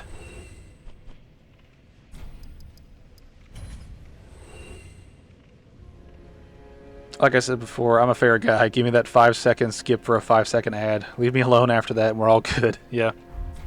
Yeah. The problem is just YouTube's just gonna layer on the ads just because they know they can. Like everyone's kind of used to ads on YouTube, like the average person. So they're free to just stuff it full of more ads. Farewell, You know. Ashen.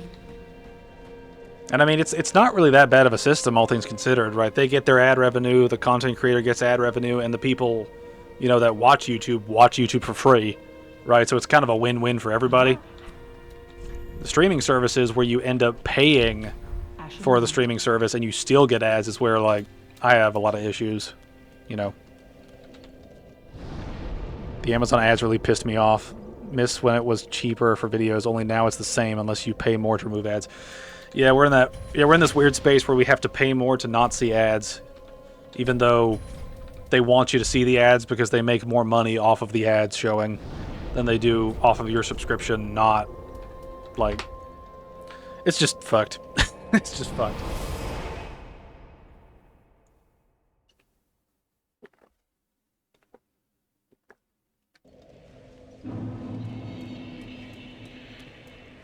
All right, let's go. Yeah, it's crazy. You pay for a subscription only to get a minute of ads. It's awful. Yeah, I mean, again, this is one thing too. Is streaming services are not going to be able to compete with YouTube, right?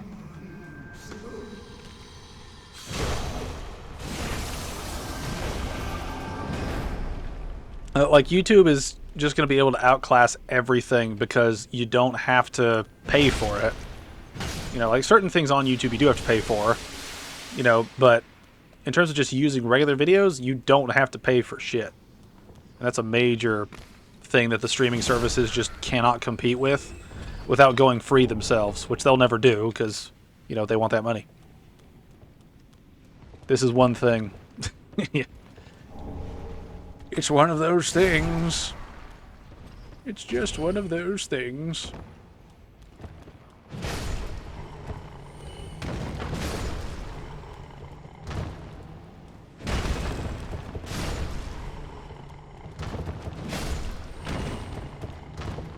Alright. Goodbye, Hat. You were fun.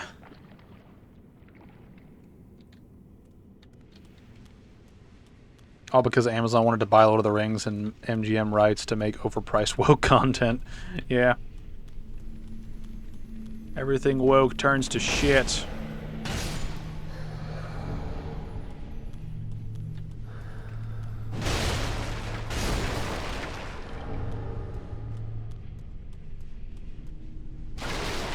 There's that new animated show coming out soon about a Muslim family in America around the time of 9/11. Doesn't look funny at all from the trailers I've seen. That's the weird thing is when I first saw the trailer, I thought it was meant to be a parody of that idea where they're actually going to be terrorists, and that's the joke, is that they actually are terrorists just trying to blend in, but everyone else like is saying it's not that. So I don't know if I just missed something or if it's genuinely just supposed to be that. Because I mean, you could make a funny show out of that, you know, where you just say fuck it and just have tons of like terrorist and Muslim jokes in there. But of course, it'll be one of those things where just everyone else is the joke. The Muslim family's normal.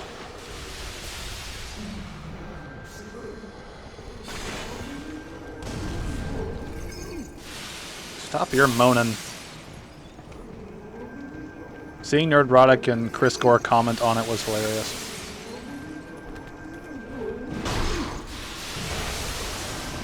Begone, foul spell spammer. Ow, I am now the goop. Now I am become goop. Destroyer of worlds. Alright, we should be near the armor we want.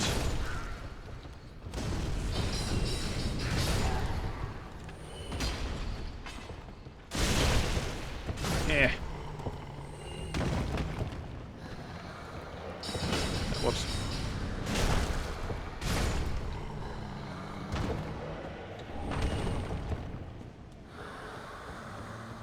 I need to catch up on Friday Night Tights.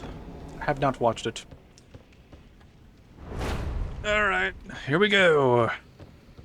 Give us that armor set!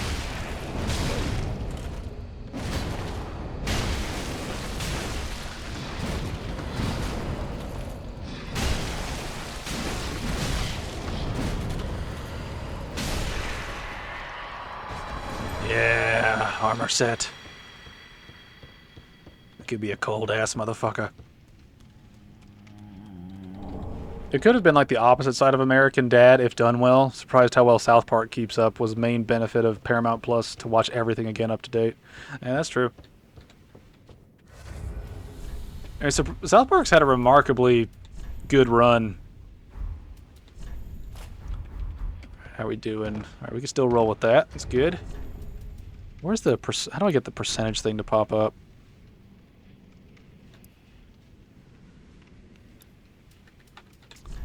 I wonder if that might be too much. I'm trying to find where the line is. I know we can't wear the chest piece yet. And I need to see how bad Snow White is. I heard it's bad and boring. And that's sort of the... Like, it's bad in a boring way. Like, it's not funny bad, from what I've heard. Oh, top right corner? Ah, thank you. I forgot. Alright, let's see. Can we wear the chest? No, the chest piece is really heavy.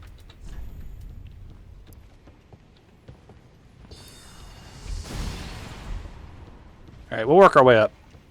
We'll work our way up. Yeah. I tend to have like a cycle of a lot of the streams come out and then I watch them the day after. And then when the weekend comes around, I get so busy with different things that I have to watch those things the first couple days of the next week. It's all over the place. I remember.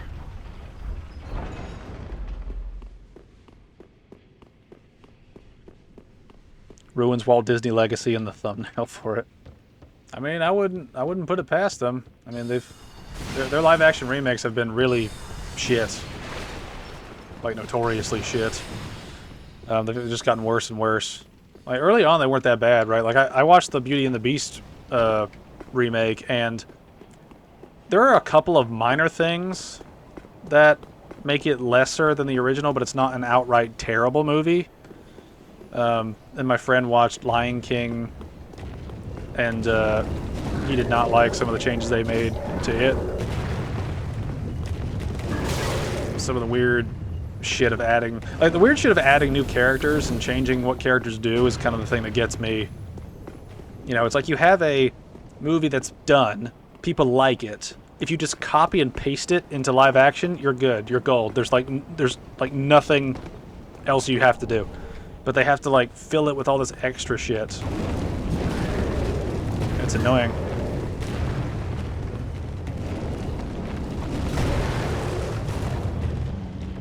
And again, black dude here commenting, why is the actor for Snow White, who is supposed to have skin as fair as snow, not white?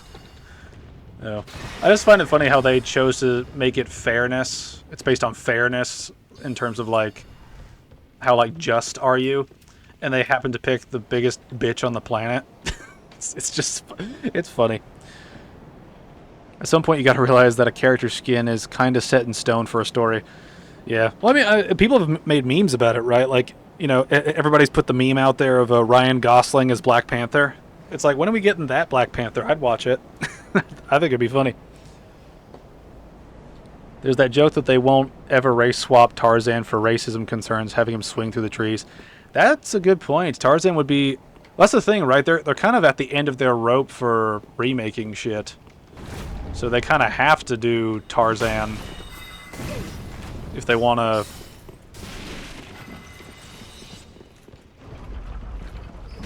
Ah, damn it. I was not trying to do that. But, yeah, they kind of have to, like, stick with Tarzan being original or not, because otherwise it will be racist. Which is kind of, like, they've painted themselves into a corner. It's like we can only have this work this way. I'd unironically watch something like that. I mean, I kind of would too. I feel like it'd be... Like, imagine if they just leaned into the joke of making a black man Tarzan, and they just went full racist with it. I think it'd be actually pretty funny. Like, if they just, like, went all in. You know, bring the classic Disney animations back with the... Like, put CGI over his face to make him as, like, ape-like as possible. Just all in. Just all in on the racism. It'd be pretty funny. Welcome home, speak then. Snape in the new Harry Potter show killed any hype for it. Yeah, that was sad. That was just depressing. I'm not even that, like, major of a Harry Potter fan, right? Like, I read the, like... I didn't read the books, but, like, my mom read the books to us growing up, and we watched the movies, and it was a good old time. Afterwards, I just haven't really cared. But just them, it's like, why does Warner Brothers want to burn money? You know, it's just, they're just burning money just over and over and over. It's just so sad. I'm noticing that you're not dying. I've died 6 times, okay? I've given you your piece. Not getting any more death handouts. Goes back to casting for diversity and not best for the role. Yeah. My ex refused to watch Tropic Thunder when I told her about Robert Downey Jr.'s character. Then Simple Jack didn't help sell it. Yeah. Didn't Snape die heroically or something like that? Yeah. A simple answer, yeah. Pretty much. He died a good man is probably the best way to put it. But, yeah, it's I mean, the thing was, like, the whole marketing for the show was that they were doing a faithful adaptation of the books, right? Because a lot of people would like to see that, right? Like, Harry Potter's still one of the biggest book franchises in history, right? And like, the books are doing great. The movies did really well, apart from the Fantastic Beasts stuff, which are kind of, eh. You know, the theme park does incredibly well. Like, Harry Potter's a money printing machine if Warner Brothers would just make it fucking correctly. It hurts my brain with how much stupid Warner Brothers has just there. They just suck. I'm of the age where we went to buy the last few books at midnight when they came out. Yeah. I remember, yeah, my mom took my brother and I to one of those sort of like showings of like the books, and it was fun. We got to like see the countdown and hear like a reading of the first chapter of the book. That was back when hype was real for things, man. I swear, people don't care about anything anymore. Mainly because it's lame a lot of the time, but here we are.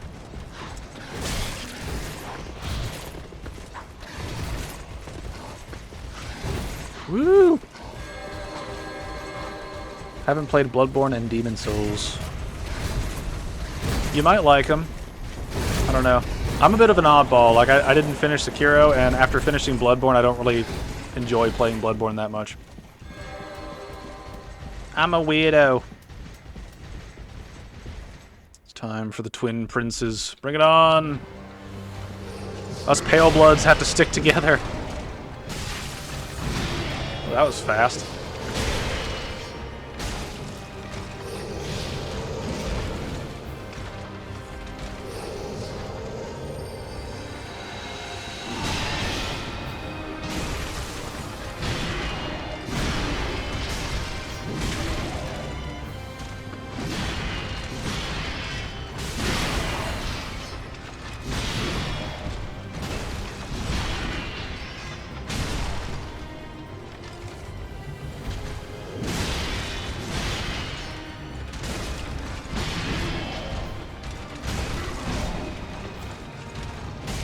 I think I'm better off not to switch back and forth between the different things.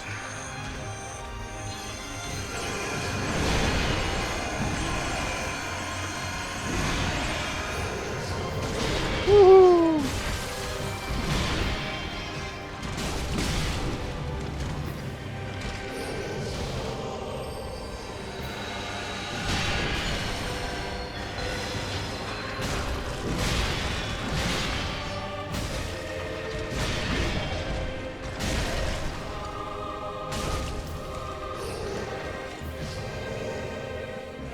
Run away, you chicken!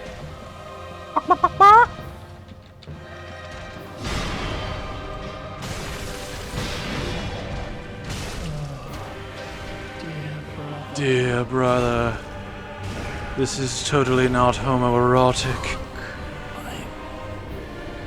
Incestuously homoerotic. Oh. This spot marks our grave. Yes.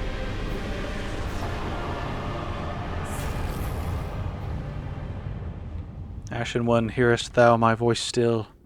Fuck! Alright.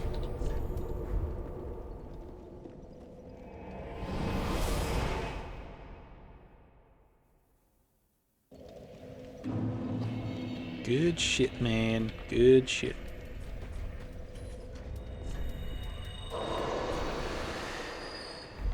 Alright. Welcome. Very then take. I want more frozen shit. Farewell. See if we got anything to sell. Need like 60k. Don't really need any of these anymore.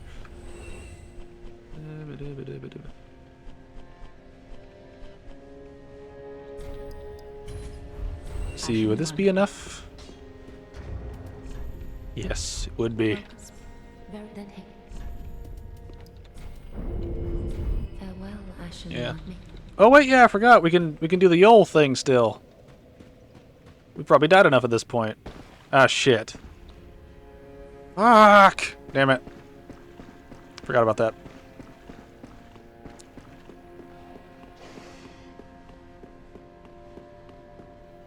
I forgot that we had to do that before Abyss Watchers.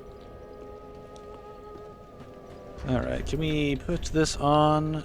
It's 75. It's too slow. Would we have to take off our hat? That probably still wouldn't be enough. Oh, no. Alright, at least we could have a full set. Sort of. Just wasn't Looks like a full set. pretty. Be careful. Alright. Alright. I have given up, Andrew. Soul of Cinder is not going to perform better than Nameless King. We've reached the end game.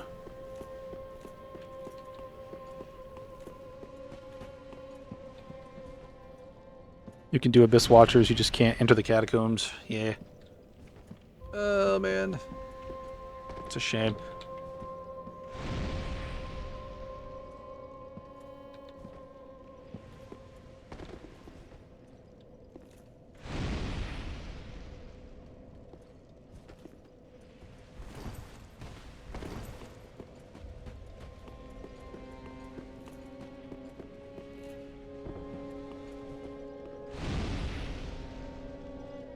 It's just a bunch of goop. Goopy. Here we go. That's usually when I do my Yol levels for peak cost. Yeah, I mean, that is the best time to do it. Just kill Abyss Watchers, don't go into catacombs. Die a whole bunch. But I didn't want to die for this run.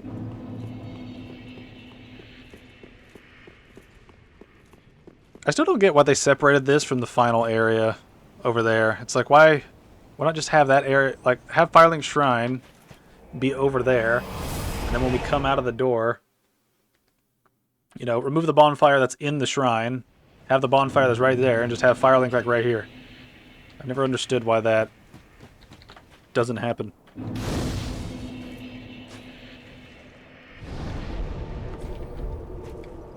Alright, everybody. Here we go.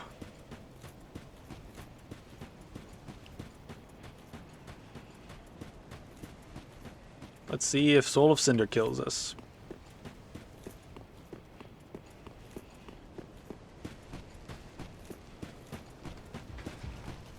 Grab the Dreg Heap bonfire. We'll grab it later.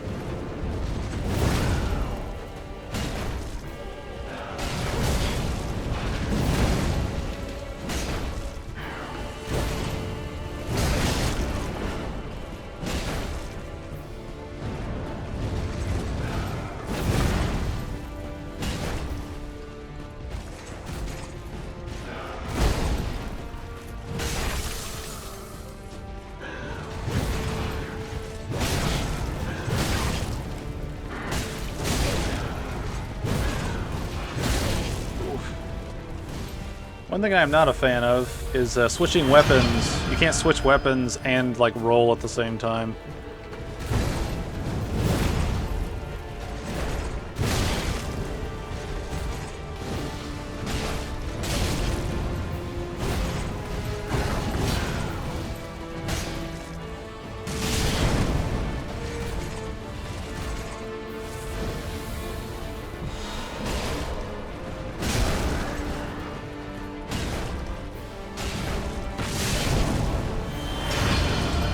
Not this one.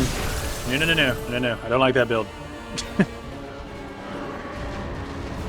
Ring City is fun, said no one ever. I like the Ring City, but it definitely has all the problems of the game sort of locked into itself.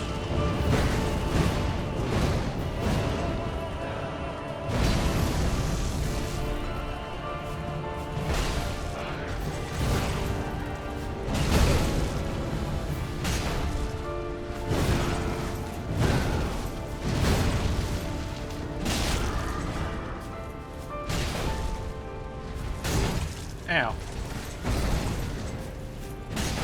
Blin, blin, blon. Blin, blin, blon. Kick, plon. Plon. Oh, yeah. We got him. Woo! Yeah, it's over. Phase 2 is too easy for me.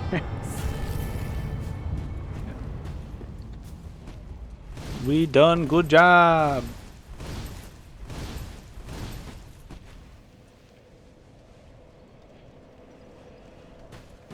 Soul of Cinder doing DS1 ring roll flips there. Yeah. May as well get the ending, even though we don't really need to.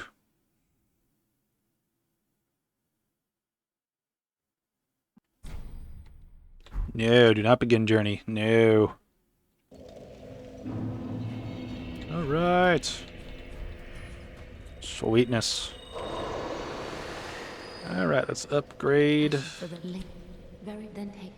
See if we can do some more stuff. I need more equip load. I need so much more equip load to like wear this set and be happy. But probably won't be a thing. See, look at that. 0.1. I probably should just get rid of that and just keep this shit on. Oh, it's barely there. I wonder if this would be doable. Aha! There we go. The strange frostbite person. That'll work. Alright. Well, let me see. Do I have anything to... I don't think I have anything to sell at this point. Well, that's going to be the end of this stream. Made good progress. Good progress. What I plan to do is, next time, we'll go through the Snowfield, like the Ashes of Ariandel DLC, and once we beat all of that, then we'll take the bonfire at the end of that to get to the Ring City and then do the Ring City stuff. We should be able to get both DLCs done in one go. Oh wow, my game crashed. Well, so yeah, apparently my game crashed. Oh well. What a fitting way to end the stream, right? What a fitting way to end the stream. But That is the fashion for the DLC. Yeah, we're going to be very cosmetically appropriate for the DLC. So we'll see what happens when we get there. But, yeah, I'd just like to thank you all for being a part of this and chilling this fine morning. Perfect timing. Yes, indeed. But, yeah, I need to double check some things. I'm not going to be available tomorrow, sadly. So we can't finish this up tomorrow, but next weekend I should be free. And I'm still thinking that we do the Doom, sort of the Doom franchise run after we react to a video next time. So we'll see what we can do. Or we might do a Soma thing, I'm not sure yet. But we'll see what we do when we do it. And we'll just have some fun. So once again, thank you all for being a part of this. Thank you for tuning in, chatting, chilling, and making fun of me. I appreciate it. And I hope you guys have a good rest of your weekend. And God bless.